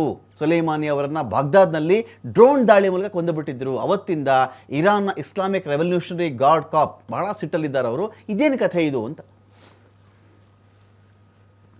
ಟಿಟ್ ಫಾರ್ ಟ್ಯಾಟ್ ತರ ಮಾತಾಡಕ್ ಹೋದ್ರೆ, ಸೊ ಒನ್ಸ್ ಏನಪ್ಪಾ ಅಂದ್ರೆ ಸ್ಟಾರ್ಟ್ ಮಾಡಿದವ್ರು ಯಾರು? ಖಾಸಿಂ ಸುಲೈಮಾನಿ ಕೊಂದವರು ಇವ್ರೆ, ಮೊಶಾದ್ ಕೊಂದದ್ದು. ಆಮೇಲೆ ಏನಂತಂದ್ರೆ ಖಾಮಿನಿ ಪ್ಲಸ್ 48 ಟಾಪ್ ಜನರಲ್ಸ್ ಕೊಂದದ್ದು ಯಾರು? ಇವರು. ಸೊ ಈಗ ಏನಂತಂದ್ರೆ ಈ ಟರ್ನ್ ಇಸ್ ಯುವರ್ಸ್ ನಾವು. ಇವು ಟರ್ನ್ ಏನಂತಂದ್ರೆ ಅವರು ಈಗ ಖಾಮಿನಿ ಫ್ಯೂನರಲ್ ದಲ್ಲಿ ಎಷ್ಟೊಂದು ಸ್ಲೋಗನ್ಸ್ ಏನು ಇದು ಜನರು ಕೂಗಾಡ್ತಿದ್ರು ಅಂತಂದ್ರೆ, ದೇ ಆರ್ ಮತ್ಲಬ್ ಒಂಥರ ನೇತನ್ಯಾಹು, ಟ್ರಂಪ್ ಮತ್ತೆ ಇನ್ನು ಕೆಲವರು 13 ಪೀಪಲ್ ಹಿಟ್ ಲಿಸ್ಟ್ ಇದೆ ಅವ್ರದ್ದು ಬ್ಲಡ್ ಬೇಕು ನಮ್ಗಂತ ಈ ತರ ಒಂದು ಡಿಮಾಂಡ್ ಬಂದಿದೆ. ಸೊ ಇದು ನ್ಯಾಚುರಲಿ ಏನಂತಂದ್ರೆ ಟಿಟ್ ಫಾರ್ ಟ್ಯಾಟ್ ಇದ್ರಲ್ಲಿ ಈ ತರ ಅದು ಮಾಡ್ಲಿಕ್ಕೆ ಸಾಧ್ಯನೋ ಇಲ್ಲೋ, that is a different issue. But ಇದು ಸುನಿಲ್ ಏನ್ ಹೇಳಿದ್ರು 1.5 lakhs ಟ್ರೂಪ್ಸ್ ನ ಏನಂತಂದ್ರೆ ಇರಾನ್ದಲ್ಲಿ ಡಿಪ್ಲಾಯ್ ಮಾಡ್ಬೇಕಂತ ಹೇಳಿದ್ರಲ್ಲ, ಇಟ್ ಇಸ್ ಜಸ್ಟ್ ಏನಪ್ಪಾ ಅಂದ್ರೆ ಒಂದು ಇರಾನ್ ಡಿಸ್ಲಾರ್ಜ್ ಮಾಡ್ಬೇಕು ಅಂತ ಒಂದು ಪ್ಲಾನ್ ಇರ್ಬೋದು. But it is nearly impossible. ಏನಪ್ಪಾ ಅಂದ್ರೆ ನೀವು 1.5 ಅಲ್ಲ 15,000 ಸೋಲ್ಜರ್ಸ್ ಅವ್ರು ಬಿಡಕ್ ಸಾಧ್ಯ ಇಲ್ಲ. ಯಾಕಂದ್ರೆ ಆತರ ಏನಾದ್ರು ಮಿಸ್ಅಡ್ವೆಂಚರ್ ಆದ್ರೆ ವಿತ್ ಇನ್ 1 hour ಏನಂತಂದ್ರೆ ನಿಮ್ಗೆ 10% ಕ್ಯಾಜುಯಾಲಿಟಿ ಇರ್ತದೆ. ನೀವು ಇದ್ರದ್ದು 10% ತಗೋರಿ. 15,000 soldiers it they are capable. ಏನಪ್ಪಾ ಅಂದ್ರೆ ಏರ್ಬೋರ್ನ್ ಆಪರೇಷನ್ ಮಾಡಬಹುದು. ಏರ್ಬೋರ್ನ್ ಆದ್ರೆ ಕೆಳಗೆ ಟಚ್ ಆಗಕ್ಕೆ ಮುಂಚೆನೆ ಹೋಗಿರ್ತಾರೆ. Within 1 hour you will get around 10% casualties. Either airborne operation ಇರ್ಬೋದು, ಇಲ್ಲ ಸೀಬೋರ್ನ್ ಆಪರೇಷನ್ ಇರ್ಬೋದು. ಸೊ ಆ ತರ ಪಾಸಿಬಿಲಿಟಿ ಇಲ್ಲ. ಆ ತರ ಪಾಸಿಬಿಲಿಟಿ ಸಾಧ್ಯ ಇಲ್ಲ ಅಂತಕೊಂಡು ಇವ್ರದೆಲ್ಲ ಆರ್ಮಿ ಎಕ್ಸ್ಪರ್ಟ್ಸ್ ಅವ್ರಿಗೆ ಅಡ್ವೈಸ್ ಕೂಡ ಮಾಡಿದ್ದಾರೆ. ಸೊ ಇದು ಏನಂತಂದ್ರೆ only aerial and missile battle ಇದು ಕಂಟಿನ್ಯೂ ಆಗ್ತದೆ. ಟಾರ್ಗೆಟ್ಸ್ ಯಾವ್ಯಾವ ಚೂಸ್ ಮಾಡ್ತಾರೆ ಅವಾಗ ಏನಪ್ಪ ಅಂದ್ರೆ ಹೊಡ್ಕೊಂತ ಹೋಗ್ತಾರೆ. ಬೋತ್ ಸೈಡ್ಸ್, US ಆಯ್ತು, ಇಸ್ರೇಲ್ ಆಯ್ತು ವರ್ಸಸ್ ಇರಾನ್. ಇವತ್ತು ಕುವೈತದಲ್ಲಿ ಒಂದು ಸಿರಾಮ್ ಅಂತ ಒಂದು ಸಿಸ್ಟಮ್ ಇದೆ. ಆ ಸಿಸ್ಟಮ್ ಏನಪ್ಪಾ ಅಂದ್ರೆ 4,500 ರೌಂಡ್ಸ್ ಪರ್ ಮಿನಿಟ್ ಫೈರ್ ಮಾಡ್ತದ. ಸೊ ಅದನ್ನ ಡಿಸ್ಟ್ರಾಯ್ ಮಾಡಿದ್ದಾರೆ ಇರಾನ್ದವ್ರು ಡಿಸ್ಟ್ರಾಯ್ ಮಾಡಿದ ನಂತರ ಇಡೀ ಏರ್ಪೋರ್ಟ್ ಆಲ್ಮೋಸ್ಟ್ ಅಲ್ ಸಲೇಮ್ ಏರ್ಪೋರ್ಟ್ ಅಂತ ಡಿಸ್ಟ್ರಾಯ್ ಆಗಿದೆ. ಆದ್ರೂ ಎಮರ್ಜೆನ್ಸಿಯಲ್ಲಿ ಏರ್ ಕ್ರಾಫ್ಟ್ ಗಳು ಬಂದು ಕ್ಯಾಜುಯಾಲಿಟೀಸ್ ಅನ್ನ ಎವಾಕ್ಯುಯೇಟ್ ಮಾಡಿದ್ದಾರೆ. ಅದರಲ್ಲಿ 15 to 20 either dead R alive ಈ ತರ ಒಂದು ರಿಪೋರ್ಟ್ ಕೂಡ ಒಂದು ರಿಲಯಬಲ್ ಸೋರ್ಸ್ ಇಂದ ಒರಿಜಿನೇಟ್ ಆಗ್ತಾ ಇದೆ. ಸೊ ಇದು ಟಿಟ್ ಫಾರ್ ಟ್ಯಾಟ್ ನಡೀತಾ ಇರ್ತದೆ. ನೋಡ್ಬೇಕು ಇದು ಏನಂತಂದ್ರೆ ಈಗ 180 MPs ಅಂದ್ರೆ MP-ಗಳು ಇದು ಏನಪ್ಪಾ ಅಂದ್ರೆ ಇರಾನ್ದು ಅವ್ರು ಏನಪ್ಪಾ ಅಂದ್ರೆ MOU ನ ಕ್ಯಾನ್ಸಲ್ ಮಾಡಿದ್ದಾರೆ. ಸೊ MOU ರದ್ದಿ ಪೇಪರ್ ದಲ್ಲಿ ಒಂದು ಡಸ್ಟ್ಬಿನ್ ದಲ್ಲಿ ಬಿದ್ದ ಹಾಗೆ ಈಗ MOU ಅರ್ಥನೇ ಇಲ್ಲ ಅಂತಕೊಂಡು 180 MPs ಎಂಡೋರ್ಸ್ ಮಾಡಿದ್ದಾರೆ. ಸೊ ಈಗ ಇದೇನಂತಂದ್ರೆ ಯುದ್ಧ ಇದೇ ಕಂಟಿನ್ಯೂ ಆಗ್ತದ. ಮತ್ತೊಮ್ಮೆ ಸೀಸ್ ಫೈರ್, ಮತ್ತೊಮ್ಮೆ ಶಾಂತಿ, ಮತ್ತೊಮ್ಮೆ ಏನಾದ್ರು ಮಾಡ್ಬೇಕಂದ್ರೆ ಅಮೆರಿಕನ್ ಥ್ರೂನೇ ಬರ್ಬೇಕು. ಯಾಕಂದ್ರೆ ಈಗ ಅಮೆರಿಕ ಒಂದು ಶಿಪ್ ಕೂಡ ಹೊಡೆದಿದ್ದಾರೆ ಇವತ್ತು ಹಾರ್ಮೂಸ್ ದಲ್ಲಿ. ಅಫ್ಕೋರ್ಸ್ ಒಂದು ಆಯಿಲ್ ಟ್ಯಾಂಕರ್, ಬಟ್ ಅದು ಖಾಲಿ ಇತ್ತು ತುಂಬಿತ್ತು, ಮತ್ ಹೊಡೆದಂತ ನಿಜ. ಸೊ ಇದುವರೆಗೆ ಏನಪ್ಪಾ ಅಂದ್ರೆ 10 ಕಾರ್ಗೋ ಶಿಪ್ಸ್ ಹೊಡೆದಿದ್ದಾರೆ ಟು ಅಂಡ್ ಫ್ರೋ. ಇರಾನ್ದಿಂದ ಒಂದು ಸ್ವಲ್ಪ ಮತ್ತೇನಪ್ಪಾ ಅಂದ್ರೆ ಇದರಿಂದ ಇದು ಅಂದ್ರೆ ಸ್ವಲ್ಪ ಇದೇನಪ್ಪಾ ಅಂದ್ರೆ ಗಡಿಬಿಡಿ ನಡೀತಾನೆ ಇದೆ. So it will continue for indefinitely. XLPU college ಅಖಾಡ ಬಿಗ್ ಫೈಟ್ ವಿಶೇಷ ಮತ್ತೆ ಮುಂದುವರಿಸ್ತಾ ಇದ್ದೀನಿ. ಸುನಿಲ್, ಒಂದು ಪ್ರಶ್ನೆ ಇತ್ತು ನಮ್ಮದು. ಏನಂತ ಹೇಳಿದ್ರೆ, ಈ ನೆಕ್ಸ್ಟು ಇರಾನ್ನ ಮೇಲೆ ಯುದ್ಧ ಮಾಡಬೇಕು ಅಂತ ಇದ್ದರೆ ಅಮೆರಿಕ ಸದನದ ಅನುಮತಿ ಬೇಕಾಗುತ್ತೆ. ಎಷ್ಟೋ ಜನ ಟ್ರಂಪ್ ಪಕ್ಷದವರೇ, ಟ್ರಂಪ್ ಕಡೆಯವರೇ ಟ್ರಂಪ್ ವಿರುದ್ಧ ಮತ ಹಾಕಿರೋದು ನಾವು ನೋಡಿದ್ದೀವಿ. ಹಾಗೆಲ್ಲ ನಿನ್ನ ಮನಸ್ಸಿಗೆ ಬಂದಂಗೆ ಮಾಡೋಕ್ಕಾಗಲ್ಲಪ್ಪ. ಯಾವುದೇ ಅಧ್ಯಕ್ಷ ಅಮೆರಿಕದ್ದು ತಾನು ಯುದ್ಧ ಮಾಡಬೇಕು ಅಂದರೆ ಮೊದಲ 2 ತಿಂಗಳು ಅಧ್ಯಕ್ಷನ ಆಣತಿ ಮೇಲೆ ನಡೆಯುತ್ತೆ. ಫಸ್ಟ್ 2 months ನೀನು ಯುದ್ಧ ಮಾಡಬಹುದು ಅಂತೇಳಿ, 2 ತಿಂಗಳು ಆದಮೇಲೂ ಯುದ್ಧ ಮಾಡಬೇಕು ಅಂತ ಹೇಳಿದ್ರೆ ಅಧ್ಯಕ್ಷ ಮಾತಾಡಕ್ಕೆ ಬರಲ್ಲ, ಅಲ್ಲಿ ಸದನವೇ ಒಪ್ಕೊಳ್ಬೇಕು ಅದಕ್ಕೆ ಅಂಥೇಳಿ. ಈಗ ಈ ವಿಚಾರ ಬಂದಿದ್ಯಲ್ಲ, ಇದೇನು ಒಂಥರ ಈ ಚಕಮಕಿಗಳ ಇದು, ಈ ಗುಂಡಿನ ಚಕಮಕಿಗಳು, ಸ್ಕಿರ್ಮಿಶು ಅಥವಾ ಆ್ಯಂಬುಷು ಇಷ್ಟಕ್ಕೆ ಸೀಮಿತವಾಗಿದೆಯಾ, ಅಥವಾ ಇದನ್ನು ಅಮೆರಿಕ ಈಗ ಯುದ್ಧ ಅಂತ ಕನ್ಸಿಡರ್ ಮಾಡ್ತಾ ಇದೆಯಾ, ಅಥವಾ ಇಸ್ರೇಲ್ಗೆ ಶತಾಯಗತಾಯ ಯುದ್ಧ 1 ತಿಂಗಳಿಗೋ 2 ತಿಂಗಳು ಕಂಟಿನ್ಯೂ ಆಗಬೇಕು ಅನ್ನೋ ಕಾರಣಕ್ಕೆ ಇಸ್ರೇಲ್ ಕಾರಣಗಳನ್ನು ಸೃಷ್ಟಿ ಮಾಡಿಬಿಡ್ತಾ ಇದೆ ಇಲ್ಲಿ ಅಂತ ಬಂದಿದ್ದ ರೀಸನ್ ಏನಿತ್ತು ಅದು ಮೇನ್ ಏನು ಹೇಳ್ಕೊಂಡ್ ಬಂದಿದ್ರು, regime change that day. Exactly, regime change ಅಂತ ಹೇಳ್ಬಿಟ್ಟು ಬಂದಿದ್ರು. ಫಸ್ಟ್ ಹೇಳಿದೇನು, ನಾವು ಬರ್ತಾ ಇದ್ದೀವಿ, ನಾವು ರೆಜಿಮ್ ಚೇಂಜ್ ಇರಾನ್ ಜನನೇ ರೆಜಿಮ್ ಚೇಂಜ್ ಮಾಡ್ಕೊಂಬಿಡ್ಲಿ ಅಂತ ಹೇಳ್ಬಿಟ್ಟು ಅವರು ಹೇಳಿದ್ರು. ಈ ರೆಜಿಮ್ ಚೇಂಜ್ ಅನ್ನೋ ವರ್ಡ್ನ ಈ ಮನುಷ್ಯ ಡೊನಾಲ್ಡ್ ಟ್ರಂಪ್ ಎಷ್ಟು ಲೂಸಾಗಿ ಯೂಸ್ ಮಾಡಿದ್ದಾರೆ. ರೆಜಿಮ್ ಚೇಂಜ್ ಅಂದರೆ it's just like passing some executive order, ಹೋಗ್ಬಿಟ್ಟು ಅಲ್ಲೆಲ್ಲೋ ಚರಂಡಿ ಕ್ಲೀನ್ ಮಾಡ್ಕೊಂಬನ್ನಿ ಅನ್ನೋ ರೀತಿಯಲ್ಲಿ ಇಲ್ಲಿ ಮುನ್ಸಿಪಾಲಿಟಿ ಆರ್ಡರ್ ಕೊಡೋತ್ತಲ್ಲ, ಆ ಮುನ್ಸಿಪಾಲಿಟಿ ಆರ್ಡರ್ ಕೊಡೋ ರೀತಿಯಲ್ಲಿ ರೆಜಿಮ್ ಚೇಂಜ್ನ ಡೊನಾಲ್ಡ್ ಟ್ರಂಪ್ ಯೂಸ್ ಮಾಡಿರೋದಿಲ್ಲಿ. 28 ಫೆಬ್ರವರಿಲಿ ಏನು ಹೇಳಿದ್ದು, ಆಫ್ಟರ್ ಇನಿಷಿಯಲ್ ಸ್ಟ್ರೈಕ್ಸ್ ಏನು ನಡೀತಿದೆ, ಯಾರು ಈಚೆ ಬರ್ಬಿಡಿ, ಟೇಕ್ ಯುವರ್ ಗವರ್ಮೆಂಟ್ ಅಂತ. March 2026 he claimed we have had regime change. ನಿಮಗೆ ನೆನಪಿರ್ಬೋದು, we have had ಏನು, ಖಮೇನಿ ಸತ್ತಾಯ್ತು, so that's the regime change. ಅರೆ ಖಮೇನಿ ಮಗ ಬಂದು ಕೂತ್ಕೋತಾರೆ, ಇಲ್ಲ ಬೇರೆ ಯಾರೋ ಬರ್ತಾರೆ, IRGCನೂ ಅಲ್ಲೇ ಇದೆ, ಖಮೇನಿ ಫ್ಯಾಮಿಲಿನೂ ಅಲ್ಲೇ ಇದೆ, his blood line is going on, how can you claim that? ಅದಾದ್ಮೇಲೆ he goes on to say I never cared about regime change, ಇದು ಜೂನಲ್ಲಿ ಹೇಳಿದ್ದು. ಸೊ ಈ ಒಂದು ಇನ್ಕನ್ಸಿಸ್ಟೆನ್ಸಿ ಏನಿದೆಯಲ್ಲ, ಇಟ್ ಈಸ್ ಯೂಸ್ಡ್ ವೆರಿ ವೇಗ್ಲಿ. ಇದೇನಿದೆ, ಒಂದು ಗೌರ್ಮೆಂಟ್ ರೆಜಿಮ್ ಚೇಂಜ್ ಮಾಡಕ್ಕೆ ನಾವು ಹೋಗ್ತಿದ್ದೀವಿ. ಈ ಅಮೆರಿಕದಿಂದ ಊಸರು ಬಳ್ಳಿಗಳೆಲ್ಲ ಆಚೆ ಓಡೋಗ್ಬಿಟ್ಟಿವಿ ಅಂತ Sunil.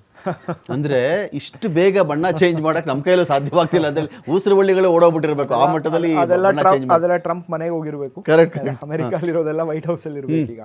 So that is the point. ಆಮೇಲೆ ಈಗ ಯಾವ ಕಾರಣಕ್ಕೋಸ್ಕರ ಇದು ಕಂಟಿನ್ಯೂ ಆಗ್ತಿದೆ ಅಂತ ಹೇಳ್ಬಿಟ್ಟು ನಾವು ಬರ್ತೀವಿ ಅಂತ ಹೇಳಿದ್ರೆ, ಒಂದು ಪವರ್ ಆಗಿ ಉಳಿಬೇಕು ಅಂತ ಹೇಳಿದ್ರೆ at other places you have to create instability. ಬೇರೆ ಜಾಗದಲ್ಲಿ ನೀವು ಇನ್ಸ್ಟೆಬಿಲಿಟಿ ನೀವು ಕ್ಲಿಯರ್ ಮಾಡಲೇಬೇಕು. ಈಗ ಎಕ್ಸಾಂಪಲ್, ಬೆಂಜಮಿನ್ ನೆತನ್ಯಾಹು ಯಾಕೆ ಯುದ್ಧ ಬೇಕು? ಕುರ್ಚಿ ಅಳ್ಳಾಡ್ತಾ ಇದೆ ಇಲ್ಲಿ ಅಲ್ವಾ?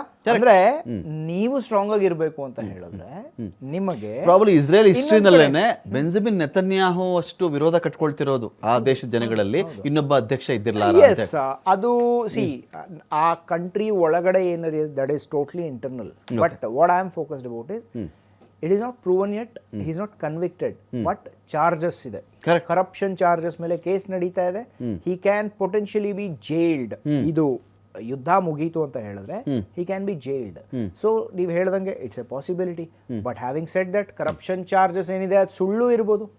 Politics anything can happen. ಅಲ್ಲೂ ಅಪೋಸಿಷನ್ ಪಾರ್ಟಿ ಇದೆ, ಅಲ್ಲೂ ಜನ ವೋಟ್ ಮಾಡ್ತಾರೆ, ಅಲ್ಲೂ ಡೆಮೋಕ್ರಸಿ ಇದೆ. That's falls also.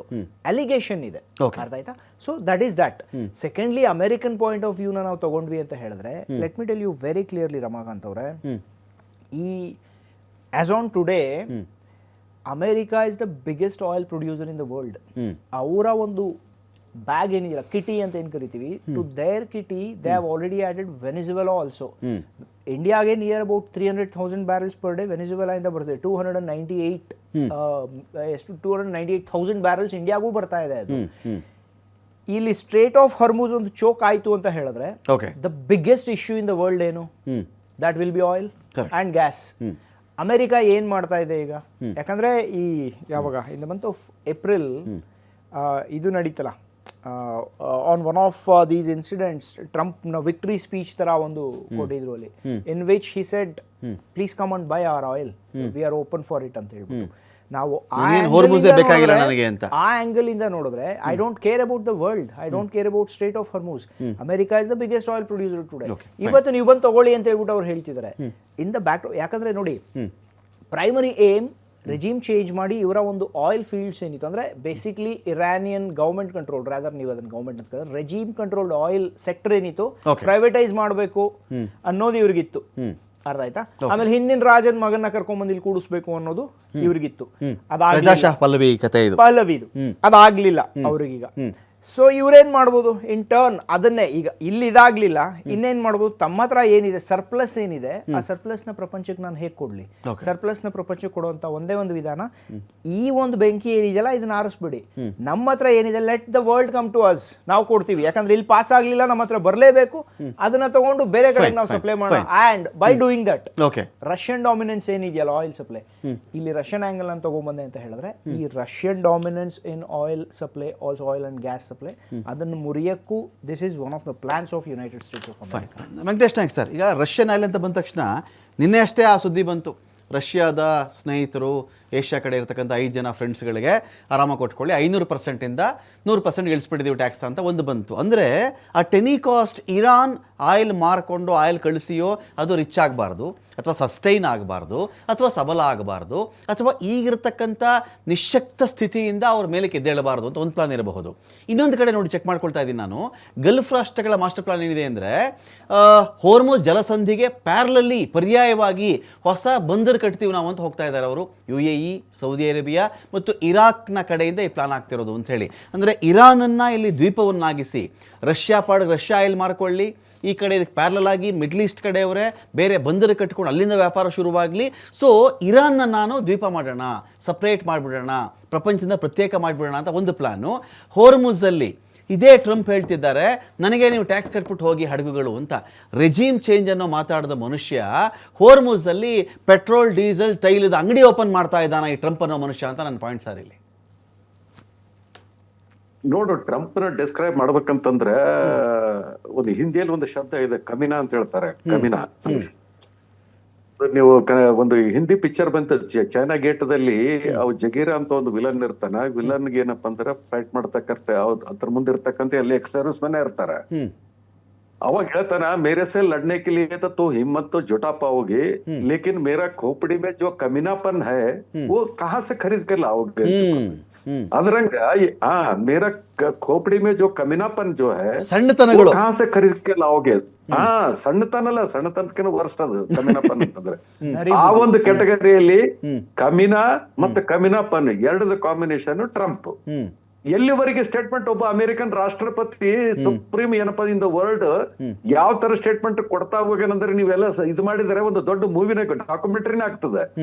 ಅವಾಗ ಏನಂದ್ರು, ಇರಾನ್ದವ್ರೆ ನನ್ಗೆ ರಿಕ್ವೆಸ್ಟ್ ಮಾಡಿದ್ರು, you become the supreme leader ಅಂತ ತಿಳ್ಕೊಂಡು ಐ ಡಿಕ್ಲೈನ್ಡ್ ಅಂತ ತಿಳ್ಕೊಂಡು ಈ ಸ್ಟೇಟ್ಮೆಂಟ್ ಅನ್ನು ಕೂಡ ಟ್ರಂಪ್ನೇ ಕೊಟ್ಟಿದ್ದು. ಈಗ ನೀವು Hormuz is free for all ಅಂತ ಹೇಳಿದವ್ರೆ ನೀವು ಈಗೇನಪ್ಪ ಚುಂಗಿ ನಮಗ್ ಕಟ್ರಿ, ಟೋಲ್ ನಮಗ್ ಕಟ್ರಿ ಅಂತ ಹೇಳೋರು ನೀವು. ಈಗ ಅಂದ್ರೆ ನಿಮ್ಗೆ ಏನಪ್ಪಾ ಚೇಂಜ್ ಇನ್ ಸ್ಟ್ರಾಟಜಿ ಏನಪ್ಪಾ ಅಂದ್ರೆ ನಿಮ್ದು ಏನಿದೆಯಲ್ಲ, ನೀನು ಒಬ್ಬ ಪಾಗಲ್ ಅಂತಾನೆ ಇಡೀ ವರ್ಲ್ಡ್ ಕನ್ಸಿಡರ್ ಮಾಡ್ತಾರೆ. ನೀವು ಸೌದಿ ಅರೇಬಿಯಾ ಇನ್ನೊಂದ್ 2 ನೇಷನ್ ಕೂಡಿ ನೀವು ಬೇರೆ ಏನಪ್ಪಾ ಅಲ್ಟರ್ನೇಟ್ ಸಿಸ್ಟಮ್ ಆಯಿಲ್ ಸಪ್ಲೈ ಮಾಡಕ್ ಮಾಡ್ರಿ, ಇವತ್ತಂತ ಆಗೋದಿಲ್ಲಲ್ಲ. ಎಷ್ಟು ವರ್ಷ ಆಗ್ತದ ಅದ್ ನಂತರ ನೋಡೋಣ. ಪೈಪ್ಲೈನ್ ಇದು ಮಾಡ್ತಾರೆ. Pipeline is it safe? The most safe is oil tanker through ships through Hormuz ಹೋಗೋದೇ ಸೇಫೆಸ್ಟ್ ಅಲ್ಲ. ಅಂದ್ರೆ ಇನ್ನೊಂದು ನೀವು ಅಲ್ಟರ್ನೇಟ್ ಮೆಥಡ್ ನೀವು ಹುಡ್ತಾ ಇದ್ರಿ ಅಂದ್ರೆ ಹಾರ್ಮೋಸ್ ದಲ್ಲಿ ನೀವು ಕಂಟ್ರೋಲ್ ಮಾಡಕ್ ಸಾಧ್ಯನೇ ಇಲ್ಲ ಅಂತ ಒಂದು ಪ್ರೂವ್ ಮಾಡಿದಂಗ ಆಗ್ತದೆ. ಹಾರ್ಮೋಸ್ ಮತ್ತೇನಂತಂದ್ರೆ ಇವ್ರ ನ್ಯೂಕ್ಲಿಯರ್ ಫೆಸಿಲಿಟೀಸ್ ಇರಾನ್ ಇವ್ ಎರಡೊಂದು ಬಿಟ್ಕೊಡೋದಿಲ್ಲ. ಇವೆರಡರಲ್ಲಿ ಡಾಮಿನೆನ್ಸ್ ಇರ್ತದೆ. ಆಮೇಲೆ ಏನಂತಾರೆ ಒಂದು ಮೌಂಟೇನ್ ಪಿಕ್ಯಾಕ್ಸ್ ಅಂತ ಒಂದು ಮೌಂಟೇನ್ ಇದೆ, ಒಂದು 350 ಮೀಟರ್ಸ್ ಡೀಪ್. ಪ್ರಾಬಬ್ಲಿ ಅವ್ರದ್ದು ಏನಪ್ಪಾ ಅಂದ್ರೆ ಅಟ್ಯಾಕ್ ಮಾಡ್ಬೇಕಂತ ಇವೆಲ್ಲ ಇದು ಟ್ರಂಪ್ದ ಜುಮ್ಲಾಗಳು. ಇವು ಏನಪ್ಪಾ ಅಂದ್ರೆ ಇವಾಗೆಲ್ಲ ನ್ಯೂಸ್ ನಿಮ್ಗೆಲ್ಲ ಹೆಡ್ಲೈನ್ಸ್ ಕೊಡೋದಕ್ಕೆ ಇವೆಲ್ಲ ಸ್ಟೇಟ್ಮೆಂಟ್ಸ್ ಕೊಡ್ತಾ ಬರ್ತಾರ. ಸೊ ಇದನ್ನ ಏನಂತಂದ್ರೆ ಈಗ ಸ್ಟ್ರಾಟಜಿ ಹೆಂಗಿದೆ ಅಂತಂದ್ರೆ, ಈಗ ಇವತ್ತೇ American vice president JD Vance ಅವು ಏನಂತಂದ್ರೆ ಒಂದು ಸ್ಮಾಲ್ ಒಂದು ಸೆಂಟೆನ್ಸ್ ಅಲ್ಲಿ ಹೇಳ್ಬೇಕಂತಂದ್ರೆ, it is Israel, it is Netanyahu who dragged us to war ಅಂತ ಈ ಸಿಂಪಲ್ ಒಂದು ಕನ್ಕ್ಲೂಷನ್ ಒಂದು ಅಂದ್ರೆ ಈ ತರ ಭಾಷಣ ಮಾಡಿದ್ದಾನೆ, ಈ ತರ ಹೇಳಿದ್ದಾನೆ. ಈಗ ಟ್ರಂಪ್ ಏನಂತಾನೆ, ಒಂದ್ ವೇಳೆ ನಮ್ದೇನಾದ್ರೂ ಅಸಾಸಿನೇಷನ್ ಆದ್ರೆ 1000 ಮಿಸೈಲ್ಸ್ ನೀವೇನಪ್ಪ ಇರಾನ್ ಮುಗಿಸ್ಬಿಟ್ರೆ 1000 ಮಿಸೈಲ್ಸ್ ಫೈರ್ ಮಾಡಿರಂತೆ. ಮಾರಾಯ, ನೀನು ಸತ್ತ ನಂತರ ನೀನೇ ಇರೋದಿಲ್ಲ ಅಲ್ಲಿ. ಅಮೆರಿಕನ್ ಕಾನೂನು ಪ್ರಕಾರ the moment you die JD Vance will automatically be the president. He will take decision. 1000 missiles ಹಾಕ್ಬೇಕು ಅಥವಾ ಯಾಸಚ JD Vance has been opposing war right from the beginning. So ಈಗ ಏನಂತಂದ್ರೆ ಇದು ಟ್ರಂಪ್ದು ಎಲ್ಲಿವರೆಗೆ ಮಿಡ್ ಟರ್ಮ್ ಎಲೆಕ್ಷನ್ಸ್ ಆಗೋದಿಲ್ಲ, ಎಲ್ಲಿವರೆಗೆ public pressure within America ಇದಾಗೋದಿಲ್ಲ, ಅಲ್ಲಿವರೆಗೆ ಈ ಮನುಷ್ಯಂತೆ ಅಂತ ಒಂದು ಎಕ್ಸೆಂಟ್ರಿಕ್ ಬಿಹೇವಿಯರ್ ನಾವು ದಿವಸ ಕೇಳ್ಬೇಕು, ನೋಡ್ಬೇಕು. ಅದನ್ನ ಬಿಟ್ಟ ನಂತರ ಬೇರೆ ಆಲ್ಟರ್ನೇಟಿವ್ ಏನಪ್ಪಾ ಮೆಥಡ್ಸ್ ವೇಸೇ ಇಲ್ಲ ನಮ್ಮ ಹತ್ರ. ಫೈನ್. ನಾನು ಎಕ್ಸೆಲ್ ಪಿ ಯು ಕಾಲೇಜು ಪ್ರಾಯೋಜಿತ ಅಖಾಡ ಬಿಗ್ ಫೈಟ್ ವಿಶೇಷ ಮತ್ತೆ ಮುಂದುವರಿಸ್ತೀನಿ ಒಂದೇ ಒಂದು ಬ್ರೇಕ್ ಆದಮೇಲೆ. ಎಕ್ಸೆಲ್ ಪಿ ಯು ಕಾಲೇಜ್ ಪ್ರಾಯೋಜಿತ ಅಖಾಡ ಬಿಗ್ ಫೈಟ್ ವಿಶೇಷ ಮತ್ತೆ ಮುಂದುವರಿಸ್ತಾ ಇದ್ದೀನಿ. ಸುನಿಲ್, ಒಂದು ಪ್ರಶ್ನೆ ಇತ್ತು. ಈ ಒಂದು ಗ್ಯಾಪ್ ಸಿಕ್ತಲ್ಲ, 2 ತಿಂಗಳು 2.5 ತಿಂಗಳು ಗ್ಯಾಪ್ ಸಿಕ್ತು, ಇರಾನ್ ತನ್ನ ಸ್ಟ್ರೆಂತನ್ನು ಹೇಗೆ ಮತ್ತೆ ಸರಿ ಮಾಡ್ಕೊಳ್ತಾ ಇದೆ ಅಥವಾ ಜಾಸ್ತಿ ಮಾಡ್ಕೊಂಡಿದೆ? ಅಮೆರಿಕ ಬಳಿ ಪೆಂಟಗಾನೇ ಹೇಳಿದ ಪ್ರಕಾರ 10 ದಿನಗಳಿಗಾಗುವಷ್ಟು ಮಾತ್ರ ಕ್ಷಿಪಣಿಗಳಿತ್ತು. ಆ ಟೈಮಲ್ಲಿ ಆ್ಯಸ್ ಇಫ್ ಏನೋ ವಿಶ್ವದ ಒತ್ತಾಯದ ಮೇರೆಗೆ ಜಗತ್ತಿನ ಶಾಂತಿಗೋಸ್ಕರವಾಗಿ ನಾವು MOU ಬರ್ತಾ ಇದ್ದೀವಿ, ನಾವು ಕದನ ವಿರಾಮ ಘೋಷಣೆ ಮಾಡ್ತಾ ಇದ್ದೀನಿ, 1 ವಾರದ ಹೇಳ್ತಾ ಇದ್ದೀನಿ, 5 ದಿನ 10 ದಿನ ಎಕ್ಸ್ಟೆಂಡ್ ಮಾಡಿದ್ದೀನಿ, ಇದು ಹೇಳ್ಕೊಂಡು ಮತ್ತೆ ಇವರು ಸಶಕ್ತರಾದ ಮೇಲೆ ಕಂಪ್ಯಾರಿಸನ್ ಬಂದಾಗ ಇರಾನ್ ಕೆಪಾಸಿಟಿ ಏನಾಗ್ತಾ ಇದೆ, ಅಮೆರಿಕ ಕೆಪಾಸಿಟಿ ಏನಾಗ್ತಾ ಇದೆ ಇಲ್ಲಿ? ನಾನು ಸ್ವಲ್ಪ ಹಿಂದೆ ತೊಗೊಂಡು ಹೋದರೆ, ಈ ಕಾನ್ಫ್ಲಿಕ್ಟ್ ಸ್ಟಾರ್ಟ್ ಆಗಿ ಆಲ್ಮೋಸ್ಟ್ 2-2.5 ಫೆಬ್ರವರಿ ಆದಮೇಲೆ somewhere in the month of April ಇಲ್ಲ ಮೇ ಅಲ್ಲಿ ಇರಾನ್ ಕಡೆಯಿಂದ ಒಂದು ಸ್ಟೇಟ್ಮೆಂಟ್ ಬಂದಿತ್ತು. ಅದೇನು ಹೇಳಿದರು ಅವರು ಅಂತ ಹೇಳಿದ್ರೆ, ಇಷ್ಟು ದಿನ ನೀವೇನು ನೋಡಿದ್ರಿ ಫಾರ್ ದಿ 60 odd days ನೀವೇನು ನೋಡಿದ್ದೀರಾ ಅಲ್ವಾ, these are all are old stocks. ನಾವಿನ್ನೂ ನಮ್ಮ ಹೊಸದು ಏನಿದೆಯಲ್ಲ, ವಿ ಹ್ಯಾವಂಟ್ ಇವನ್ ಟಚ್ ದೆಮ್. ಓಕೆ. ಕೋಇನ್ಸಿಡೆಂಟ್ಲಿ ಅದಾದ ತಕ್ಷಣ ನಾರ್ಮಲ್ ಮಿಸೈಲ್ ಅಟ್ಯಾಕ್ಸ್ ಏನು ನಡೀತಿತ್ತು ಇಸ್ರೇಲ್ ಮೇಲೆ, ಓಕೆ, ಹೈಪರ್ಸೋನಿಕ್ ಮಿಸೈಲ್ಸ್ನ ಯೂಸ್ ಮಾಡೋಕೆ ಅವ್ರು ಸ್ಟಾರ್ಟ್ ಮಾಡಿದ್ರು. Probably that was an indication precision strikes ಅದಾದಮೇಲೆ ಸ್ಟಾರ್ಟ್. ಯಾಕಂದರೆ right from the beginning of the conflict Iran hypersonic ಮಿಸೈಲ್ಸ್ನ ಯೂಸ್ ಮಾಡಿರಲಿಲ್ಲ ಇಸ್ರೇಲ್ ಮೇಲಾಗಲಿ ಇಲ್ಲ ಅಮೆರಿಕನ್ ಬೇಸಿಸ್ ಮೇಲಾಗಲಿ. ಯಾಕಂತ ಹೇಳಿದ್ರೆ you can intercept missiles, but ನೀವು ಒಂದು ಹೈಪರ್ಸೋನಿಕ್ ಮಿಸೈಲ್ಸ್ ಏನಿರುತ್ತಲ್ಲ ಅದನ್ನು ಇಂಟರ್ಸೆಪ್ಟ್ ಮಾಡೋದು ತುಂಬ ಕಷ್ಟ. ಓಕೆ. ಯಾಕಂದರೆ to intercept it you need hypersonic counter arms. ಅದು ನಿಮಗೆ ಸಿಕ್ಕಲ್ಲ. It's very very difficult, very costly. Okay. ಈ ಬೇರೆ ಇದೇನಿದೆ ಇಸ್ರೇಲ್ ಏರ್ ಡಿಫೆನ್ಸ್ ಏನಿದೆ, they are made for mostly rockets, not for missiles, normal missiles also, and hypersonic missiles ಅಂತೂ ಮರ್ತೇ ಬಿಡಿ. ಇಟ್ಸ್ ದೆನ್ ಆವಾಗ ಇಸ್ರೇಲಲ್ಲಿ ಡೆವಾಸ್ಟೇಷನ್ ಸ್ಟಾರ್ಟ್ ಆಯಿತು. Firstly have they strengthened themselves. 2 monthsಲ್ಲಿ ನೀವು ನಿಮ್ಗೆ ಎಷ್ಟು ಬೇಕು ಅಷ್ಟು ಸ್ಟಾಕ್ ಪೈಲ್ಸ್ ಏನಿದೆ ಅದನ್ನ ನೀವು ಎಕ್ಸ್ಟ್ರಾರ್ಡಿನರಿ ನೀವು ಬಿಲ್ಡಪ್ ಮಾಡ್ಕೊಂಡ್ಬಿಡಕ್ ಆಗಲ್ಲ ನಿಮ್ಮ ಒಳಗಡೆನೆ. ಯಾಕಂದ್ರೆ ನಿಮ್ಮಲ್ಲಿ ಅಷ್ಟು ಫಸ್ಟ್ಲಿ ಸಪ್ಲೈ ಲೈನ್ಸ್ ಇಲ್ಲ, ಪ್ರೊಡಕ್ಷನ್ ಲೈನ್ಸು ಇಲ್ಲ. ನೀವು ಬೇರೆ ಕಡೆಯಿಂದ ತರಿಸ್ಕೋತೀರಾ, it's not easy to get it, specially in this scenario. When a conflict is going on, specially with America, you are constantly under observance. ಯಾಕಂತ ಹೇಳಿದ್ರೆ ನೋಡಿ, ಈಗ ಎಲ್ಲಿಂದಾನೋ ಬಂದ್ರೆ let us say they get it through a ship, firstly ಆ ಶಿಪ್ನೇ attack ಮಾಡ್ತಾರೆ. ಯಾಕಂದ್ರೆ ಗೊತ್ತಾಗ್ಬಿಡುತ್ತೆ, ಲೆಟ್ ಅಸ್ ಸೇ ಬಂದ್ರೆ ಎಲ್ಲಿಂದ ಬರುತ್ತೆ, ಚೈನಾಯಿಂದ ಬರುತ್ತೆ, ರಷ್ಯಾದಿಂದ ಬರುತ್ತೆ, 2 ಜಾಗದಿಂದ. ರಷ್ಯಾನು ಇವ್ರು ವಾಚಲ್ಲಿ ಇಟ್ಟಿರ್ತಾರೆ, ಚೈನಾನು ವಾಚಲ್ಲಿ ಇಟ್ಟಿರ್ತಾರೆ. ಆ್ಯಂಡ್ ಈಗಿನ ಒಂದು ಜಿಯೋ ಪೊಲಿಟಿಕಲ್ ಸಿನಾರಿಯೋ ಅಲ್ಲಿ ರಷ್ಯಾ ತುಂಬ ಓವರ್ ಸ್ಟೇಜ್ ಆಲ್ರೆಡಿ ಆಗಿದೆ ಇನ್ ದ ಯುಕ್ರೇನ್ ಫ್ರಂಟ್. ಅವರು ಈ ಸಾಹಸಗಳಿಗೆ ನಾವು ಇರಾನ್ಗೆ ಸಪೋರ್ಟ್ ಮಾಡ್ತೀವಿ ಅಂತ ಅವರು ಎಕ್ಸ್ಪೋಸ್ ಆಗಕ್ಕೆ ಈಗ ಟ್ರೈ ಮಾಡಲ್ಲ ಅವರು. ಯಾಕಂದ್ರೆ ಆಂಟಿಸಿಪೇಟೆಡ್ ಸಕ್ಸಸ್ ರಷ್ಯಾಗೆ ಸಿಕ್ಕಿಲ್ಲ ಯುಕ್ರೇನಲ್ಲಿ. ಯಾಕಂದ್ರೆ ತುಂಬಾ ಅವ್ರ ಆಯಿಲ್ ಫೀಲ್ಡ್ಸ್ ಮೇಲೆ ಭಯಂಕರ ಅಟ್ಯಾಕ್ಸ್ ನಡೀತಿದೆ Ukraine. That's a very interesting topic. Russia Ukraine war has redefined the global warfare. ಇದಕ್ಕೆ ಮುಂಚೆ middle east, Iran US and Israel conflict ಮುಂಚೆ they redefined the drone warfare. ಅದು ನೀವು ಕೆಲವೊಂದು ವಿಡಿಯೋಸ್ ನೋಡಬೇಕು, ಸಣ್ಣ ಡ್ರೋನ್ಸು, ಸ್ವಲ್ಪ ಅದರಲ್ಲಿ ನೀವು ಇದು ಮಾಡಿ FPV drones, first person view drones ಅಂತ ಬಿಟ್ಟು ಕರಿತೀವಿ, take them and kill them. ಒಬ್ಬ ಸೋಲ್ಜರ್ ಕಂಡ 1 drone, he's gone, he's dead. ಅಷ್ಟು ಪ್ರಿಸಿಷನ್ ಅಲ್ಲಿ ಅವ್ರು ಸಾಯಿಸ್ತಾ ಇದ್ದಾರೆ. ಸೊ ಡೈರೆಕ್ಟ್ ಆಗಿ ಅವ್ರು ಇದ್ರಲ್ಲಿ ಇನ್ವಾಲ್ವ್ ಆಗಲ್ಲ. ಚೈನಾನು ಈಗ ಇನ್ವಾಲ್ವ್ ಆಗಲ್ಲ ಇದರಲ್ಲಿ. ಮಿಸೈಲ್ ಸಪ್ಲೈ ಅಲ್ಲಿಂದ ಆಗೋದು ಇಟ್ಸ್ ಡಿಫಿಕಲ್ಟ್. ಬಟ್ ಇವ್ರ ಹತ್ರ ಆಲ್ರೆಡಿ ಸ್ಟಾಕ್ ಪೈಲ್ಸ್ ಏನಿತ್ತಲ್ಲ ತುಂಬಾ ಹೈ ರೇಟಲ್ಲಿ ಇದೆ. ಬಟ್ ಮೈ ಕ್ವೆಶನ್ ಇಸ್, ತುಂಬಾ ಏನ್ ಹೇಳ್ತಾರೆ, ಕೋಆರ್ಡಿನೇಟೆಡ್ ಅಟ್ಯಾಕ್ಸ್ ಇಸ್ರೇಲ್ ಮತ್ತೆ US ಏನ್ ಮಾಡಿದೆ ಈಗ, ಇವರ್ ಲಾಂಚರ್ಸ್ ದೇ ಆರ್ ಡೆಸ್ಟ್ರಾಯ್ಡ್. ಅದಕ್ಕೆ ನೋಡಿ ಪ್ರಿಸಿಷನ್ ಅಟ್ಯಾಕ್ಸ್ ನಡೀತಾ ಇದೆ, ಬಟ್ ರೇಟ್ ಆಫ್ ಫೈರ್ ಕಮ್ಮಿ ಆಗಿದೆ. ದಟ್ ಈಸ್ ಅನ್ ಇಂಡಿಕೇಟರ್ ನಿಮ್ಮ ಹತ್ರ ಲಾಂಚರ್ಸ್ ಜಾಸ್ತಿ ಉಳಿದ, ಮತ್ತೆ ನಿಮ್ಮ ರೆಡಾರ್ ಸಿಸ್ಟಮ್ಸ್ ಕೂಡ ಹೋಗಿದೆ. This is an indication. ಇದನ್ನೆಲ್ಲ ನೀವು 2 months ನಿಮಗೆ ಪಾಸ್ ಸಿಕ್ಕಿದ್ರೆ ನೀವು ಬಿಲ್ಡ್ ಮಾಡ್ಕೊಳಕ್ ಆಗಲ್ಲ. It's very very difficult. Venkatesh Naik sir, capacity wise ಬಂದಾಗ ಇರಾನ್ ಕೆಪಾಸಿಟಿ ಏನಿದೆ ಇವತ್ತಿಗೆ, ಅಮೆರಿಕ ಕೆಪಾಸಿಟಿ ಏನಿದೆ? ಅಮೆರಿಕದ ನೆಲದ ಮೇಲಂತೂ ಏನೂ ಬೀಳಕ್ಕೆ ಸಾಧ್ಯ ಇಲ್ಲ ಸರ್, ತುಂಬ ದೂರ. ತುಂಬ ದೂರ ಇದ್ದಾರೆ, ಒಂಥರ ಸೇಫ್ ಹೆವೆನ್ ಥರ ಅವ್ರಿಗೆ ಅದನ್ನೇ ಅಡ್ವಾಂಟೇಜ್ ಮಾಡಿಕೊಂಡು ಮಿಡಲ್ ಈಸ್ಟಲ್ಲಿ ಇರಾನ್ ಎಷ್ಟು ದಿನ ಅಂತ ಹೇಗೆ ನೋಡ್ಕೊಂಡಿರುತ್ತೆ, ಅಮೆರಿಕದ ಏರ್ ಬೇಸ್ಗಳನ್ನು, ಅಮೆರಿಕದ ಆರ್ಮಿ ಬೇಸ್ಗಳನ್ನು ನೋಡ್ಕೊಂಡು ಎಷ್ಟು ದಿನ ಅಂತ ಕೂತಿರುತ್ತೆ. ಮಿಡ್ಲ್ ಈಸ್ಟ್ಗೆ ಇರಾನ್ ಡ್ಯಾಮೇಜ್ ಮಾಡಲ್ವ? ಈಗ ನೀವೆಲ್ಲ ನೆಲೆ ಕೊಟ್ಟು ನನಗೆ ಈ ಥರ ಕಥೆ ಆಗ್ತಿದೆ, ಅಮೆರಿಕದಿಂದ ಬೇಕಾದ್ರೆ ದಾಳಿ ಮಾಡಿಬಿಡಲಿ ಅವರು, ಅಮೆರಿಕದ ನೆಲೆಗಳು ಮಧ್ಯಪ್ರಾಚ್ಯದಲ್ಲಿ ಇದೆಯಲ್ಲ ಅದು ನೋಡ್ಕೊಂಡು ಸುಮ್ಮನಿರಲ್ಲ ಅಂತ ಮೆಸೇಜ್ ಕೊಡಲ್ವಾ ಇರಾನ್ ಅಂತ ನನ್ನ ಪಾಯಿಂಟ್. ಅವ್ರು ಇರಾನ್ದು ಬೇಸಿಕ್ ಏಮ್ ಏನಂತಂದ್ರೆ ಇವರೆಲ್ಲ ಎಲ್ಲೆಲ್ಲಿ ಅಮೆರಿಕನ್ ಬೇಸಸ್ ಇದೆಲ್ಲ ಅವ್ರನ್ನ ಅಟ್ಯಾಕ್ ಮಾಡ್ತಿದಾರಲ್ಲ, it is as good as attacking America, as good as America. ಎರಡನೇದು ಅಲ್ಲಿರ್ತಕ್ಕಂತ ಪಾಪ್ಯುಲೇಷನ್ಗೆ ಒಂದು ಪಾಠ ಕಲಿಸಿದಂಗ ಆಗ್ತದ. ಇಲ್ಲೆಲ್ಲ ಏನಪ್ಪಾ ಅಂದ್ರೆ ಯಾವ ಎಲೆಕ್ಷನ್ ಇಲ್ಲ ಏನಿಲ್ಲ, ಇವ್ರು ಕಿಂಗ್ಸ್ ಕಿಂಗ್ಡಮ್ದಿಂದ ಬಂದವ್ರು, ಒಬ್ಬ ರಾಜ ಅವ್ರು ಇನ್ನೊಬ್ಬ ರಾಜನಿಗೆ ಹ್ಯಾಂಡ್ ಓವರ್ ಮಾಡ್ಬೇಕು. ಸೊ ಜನರಲಿ ಏನ್ ಬರ್ತದಂತಂದ್ರ ನಾವು ಅನ್ನೆಸರ್ಲಿ ಅಮೆರಿಕನ್ಗೆ ಜಾಗ ಕೊಟ್ಟು ನಾವು ಈ ಸಿಕ್ಕಾಕೊಂಡಿವಲ್ಲ ಅಂತಕೊಂಡು ಒಂದು democratic process, revolts against the king start ಆಗ್ತಕ್ಕಂಥ ಚಾನ್ಸಸ್ ಇನ್ ಫ್ಯೂಚರ್ ಡೇಸ್ ಅಲ್ಲಿ ನಾವು ಕಾಣಬಹುದು. ಎರಡನೇದು ಇದು ಏನಂತಂದ್ರೆ ಈಗ ಇವ್ರದಲ್ಲಿ ಎಷ್ಟು ಡ್ಯಾಮೇಜ್ ಆಯ್ತು ಈ ನೋಡು, ಅಮೆರಿಕ ಇರಾನ್ ಕಂಪೇರ್ ಮಾಡಕ ಬರೋದ್ರೆ, ಯಾಕಂದ್ರೆ America is got heaviest stock pile of weapons left and right ಇಡೀ ವರ್ಲ್ಡ್ ದಲ್ಲಿ ಅಲ್ಲಿ ಎಲ್ಲ ಡಂಪ್ ಮಾಡಿದ್ದಾರೆ, ಸ್ವಂತ ಅಮೆರಿಕದಲ್ಲಿ ಕೂಡ ಇದೆ. But the question is actual ಯುದ್ಧ ಸ್ಟಾರ್ಟ್ ಆದಾಗ ನಿಮ್ಗೆ ರೇಟ್ ಆಫ್ ಅಟ್ರಿಷನ್ ಅಂತ ಏನೇ ಇರ್ತದಲ್ಲ, ಏನಪ್ಪ ಒಂದು ಯುದ್ಧಕ್ಕೆ ಇಷ್ಟು ಮಿಸೈಲ್ ನಿಮ್ದು ಒಯ್ತು, ಇಷ್ಟು ಬ್ಯಾಟ್ರೀಸ್ ಒಯ್ದು, ಇಷ್ಟು ಏನಪ್ಪಾ ಅಂದ್ರೆ ಲಾಂಚರ್ಸ್ ಹೋದು, ಅದನ್ನ ರೀಕೂಪ್ ಮಾಡತಕ್ಕಂತ ಟೈಮ್ ಏನಿದೆಯಲ್ಲ ದಟ್ ಈಸ್ ಕ್ವೈಟ್ ಲಾಂಗ್. ಅದು ರೀಕೂಪ್ ಅದೇ ಮಿಸೈಲ್ಸ್ ಟಾಮಾಕ್ ಮಿಸೈಲ್ಸ್ ಇರ್ಬೋದು, ಟಾಮಾಕ್ ಮಿಸೈಲ್ ತಯಾರಾಗಬೇಕು 1 ವರ್ಷ ಬೇಕು. ಸೊ ಥರ್ಡ್ ಅದು ಏರ್ ಡಿಫೆನ್ಸ್ ಸಿಸ್ಟಮ್ ಏನಂತಂದ್ರೆ ಅದು ಆಲ್ಮೋಸ್ಟ್ ಏನಂತಂದ್ರೆ ಬ್ಲೈಂಡ್ ಆಗಿಬಿಟ್ಟಿದೆ ಅದು. ಸೊ ಇದೆಲ್ಲ ರೀಕೂಪ್ ಆಗೋದು, but it is very very time consuming. ಆಮೇಲೆ ಇರಾನ್ದಲ್ಲಿ ಏನಿತ್ತಂದ್ರೆ ಅವ್ರದ್ದೆಲ್ಲ ಮಿಲಿಟರಿ ಸಿಸ್ಟಮ್ ಏನಿದೆಯಲ್ಲ, everything is under ground, under concrete and steel bunkers ಅಲ್ಲಿ ಇವೆಲ್ಲ ಲಾಂಚರ್ಸ್ ಮಿಸೈಲ್ಸ್ ಎಲ್ಲ ಇದೆ. ಏನಾದ್ರೂ ಇರಾನ್ ಕಡಿಮೆ ಬಿದ್ರೆ ರಾಕೆಟ್ ಫ್ಯೂಲ್ ಕಡಿಮೆ ಬಿಡ್ಬೋದು, ಕೆಲವೊಂದು ಫ್ಯೂಸಸ್, ಕೆಲವೊಂದು ಬ್ಯಾಟ್ರೀಸ್. ಸೊ ಈ ತರ ಒಂದು ಇದಿರ್ತದೆ. ಬಟ್ ಅವರು ಮಿಲಿಟರಿ ಹೊರಗಿನ military installation hardly anything, air force ಎಲ್ಲ ನೀವೇ ಇಲ್ಲ ಅವ್ರದ್ದು, ಆಕ್ಚುಲಿ ಇರೋದು missiles and drones. So everything is under ground.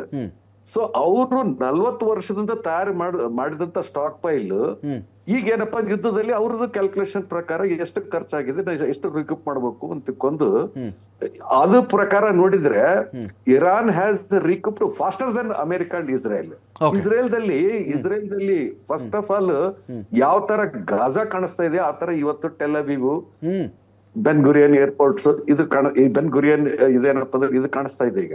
ಯಾಕಂದ್ರೆ ಮೀಡಿಯಾನ ಬಿಟ್ಟು ನೋಡ್ರಿ ನೀವು, ಗೊತ್ತಾಗ್ತದೆ ನಿಮ್ಗೆ. ಅಲ್ಲೆಲ್ಲ ಏನಪ್ಪಾ ಅಂದ್ರೆ ಮೀಡಿಯಾಗ ಕಂಪ್ಲೀಟ್ ಏನಪ್ಪಾ ಅಂದ್ರೆ ಸೆನ್ಸರ್ಶಿಪ್ ಇದೆ, ಯಾರು ಒಂದು ಫೋಟೋ ರಿಲೀಸ್ ಮಾಡೋಂಗಿಲ್ಲ. ಆ ತರ ಅಮೆರಿಕ ಏನಂತಂದ್ರೆ ಇರಾನ್ ಯಾಕೆ ಮೆಚ್ಚಬೇಕಂತಂದ್ರೆ ಅದು ಶರಣಾಗಲಿಲ್ಲ, ಅದಕ್ಕೆ ಅಟ್ಯಾಕ್ ಎಲ್ಲ ಏನಂತಂದ್ರೆ it is attacking Kuwait, Jordan, ಏನಂತಂದ್ರೆ ಸೌದಿ, ಬಹ್ರೇನ್, ಮತ್ತ ಏನಂತಂದ್ರೆ UAE, ಇಸ್ರೇಲ್ ಪ್ಲಸ್ ಅಮೆರಿಕದ ಏನಪ್ಪಾ not only land basis, ships, ಅದು ಇದು. ಲುಕ್ ಅಟ್ ದ ಕೆಪಾಸಿಟಿ, ಎಷ್ಟು ಫ್ರಂಟ್ ದಲ್ಲಿ ಓಪನ್ ಆಗಿದೆ and they are still sustaining the war. ಅವ್ರು ಏನಂತಂದ್ರೆ ಶರಣಾಗತ ಪರಿಸ್ಥಿತಿನೇ ಇಲ್ಲ. ದಟ್ ಮೀನ್ಸ್ ಈ ಒಂದು ವಾರ್ಗೆ ಅವ್ರ ಎಕನಾಮಿ ಡಿಸ್ಟ್ರಾಯ್ ಆಗಿರ್ಬೋದು, ಸಿವಿಲಿಯನ್ ಟಾರ್ಗೆಟ್ಸ್ ಡಿಸ್ಟ್ರಾಯ್ ಆಗಿರ್ಬೋದು, ಸ್ಕೂಲ್ ಆಗಿರ್ಬೋದು, ಹಾಸ್ಪಿಟಲ್ ಹೋಗಿರ್ಬೋದು. ಬಟ್ ಮಿಲಿಟರಿ ವಿಲ್ ಏನಿದೆಯಲ್ಲ, ಫೈಟ್ ಮಾಡ್ತಕ್ಕಂತ ಏನು ಜಜ್ಬಾ ಏನಿದೆಯಲ್ಲ, ಅದರಿಂದ ಇರಾನ್ ಕಿತ್ತು ಹಾಕೊಳಕ್ಕೆ ಸಾಧ್ಯನೇ ಇಲ್ಲ. ದಟ್ ಇಸ್ ಹೌ ಏನಪ್ಪ ಅಂದ್ರೆ ಅಮೆರಿಕೆಗೆ ಮತ್ತೆ ಇಸ್ರೇಲ್ಗೆ ದೊಡ್ಡ ಕಷ್ಟ ಆಗ್ತಾ ಇದೆ. ಬೇರೆದ್ರ ತರ ಜಲ್ದಿ ಸರೆಂಡರ್ ಆಗಿ ಗಿವ್ ಅಪ್ ಆ ತರ ಇರಾನ್ದಿಂದ ಸಾಧ್ಯನೇ ಇಲ್ಲ. Fine. Thank you Venkatesh Naik sir, ಸಾಕಷ್ಟು ವಿಷಯಗಳ ಬಗ್ಗೆ ಮಾತಾಡಿದ್ರಿ. ಥ್ಯಾಂಕ್ ಯು ಸುನಿಲ್, ಸಾಕಷ್ಟು ವಿಷಯಗಳ ಬಗ್ಗೆ ಮಾತಾಡಿದ್ರಿ. ವೆಯ್ಟ್ ಮಾಡೋಣ, ಮಧ್ಯಪ್ರಾಚ್ಯದ ಮೇಲೆ ಏನೋ ದಾಳಿ ಆಗಲಿ ಅದರಿಂದ ನಾವು ಖುಷಿ ಪಡ್ತೀವಿ ಅಂತ ಅಲ್ಲ. ಅಂದರೆ ಈ ಮಧ್ಯಪ್ರಾಚ್ಯದ ಶಾಂತಿ ಇದೆಯಲ್ಲ ಬಹಳ ಬಹಳ ಮುಖ್ಯ. ಶಾಂತಿ ಬರೀ ಒಂದು ಶಾಂತಿ ಕಾರಣಕ್ಕಲ್ಲ, ಆರ್ಥಿಕ ಕಾರಣಗಳಿಗೂ, ಏಷ್ಯಾದ ನೆಮ್ಮದಿಗೂ, ಏಷ್ಯಾದ ಎಕಾನಮಿಗೂ, ವಿಶ್ವದ ಎಕಾನಮಿಗೂ 20% ಆಯಿಲ್ ಸಪ್ಲೈ ವಿಚಾರಕ್ಕೆ ಕನ್ಸಿಡರ್ ಮಾಡಿದ್ರೂ ಕೂಡ ಬಹಳ ಬಹಳ ಮುಖ್ಯವಾಗುತ್ತೆ. ರೆಜಿಮ್ ಚೇಂಜ್ ಮಾಡ್ತೀವಿ ಅಂತ ಬಂದು ಹೋರ್ಮುಝಲ್ ಟೋಲ್ ನಾನೇ ಹಾಕ್ತೀನಿ ಅಂತ ಟ್ರಂಪ್ ನಿಂತ್ಕೊಂಡಿದ್ದಾರೆ ಅಂದರೆ ನಿಮಗೆ ವ್ಯಾಪಾರಿ ಉದ್ದೇಶ ಬಿಟ್ಟರೆ ಇದರಲ್ಲಿ ಬೇರೆ ಇದ್ದಂಗೆ ಕಾಣಿಸ್ತಾ ಇಲ್ಲ. ಜೊತೆಗೆ ಕಳೆದುಕೊಂಡಿದ್ದಾರಲ್ಲ ಮರ್ಯಾದೆಯನ್ನು, ಅಮೆರಿಕದಲ್ಲಿ ಟ್ರಂಪ್ ಕಳ್ಕೊಂಡಿರೋದು, ಇದೇ ಇಸ್ರೇಲ್ನಲ್ಲಿ ನೆತನ್ಯಾಹು ಕಳ್ಕೊಂಡಿರ್ತಕ್ಕಂಥ ಮರ್ಯಾದೆ, ಆ ಮರ್ಯಾದೆ ಇನ್ನೂ ಕಳ್ಕೊಂಡು ಚುನಾವಣೆ ಪೋಸ್ಟ್ಪೋನ್ ಮಾಡುವಂಥ ಟ್ರಿಕ್ಸ್ಗಳ ಇವು. ಅಥವಾ ಈ ಯುದ್ಧ ಅಮೆರಿಕಕ್ಕೆ ಬೇಡದೇ ಇದ್ದರೂ ಇಸ್ರೇಲ್ನ ಕಾರಣಕ್ಕಾಗಿ ಅಥವಾ ಒಂದು ಲಾಬಿಯ ಕಾರಣಗಳಿಗಾಗಿ ಯುದ್ಧ ಇಲ್ಲಿ ಕಂಟಿನ್ಯೂ ಆಗ್ತಾ ಇದೆಯಾ, ಎಲ್ಲಿಗೆ ಬಂದಿರುತ್ತೆ ನೋಡೋಣ ಅಂತ ಹೇಳ್ತಾ ಡಿಬೇಟ್ ಮುಗಿಸ್ತಾ ಇದ್ದೀನಿ. ನಮಸ್ಕಾರ.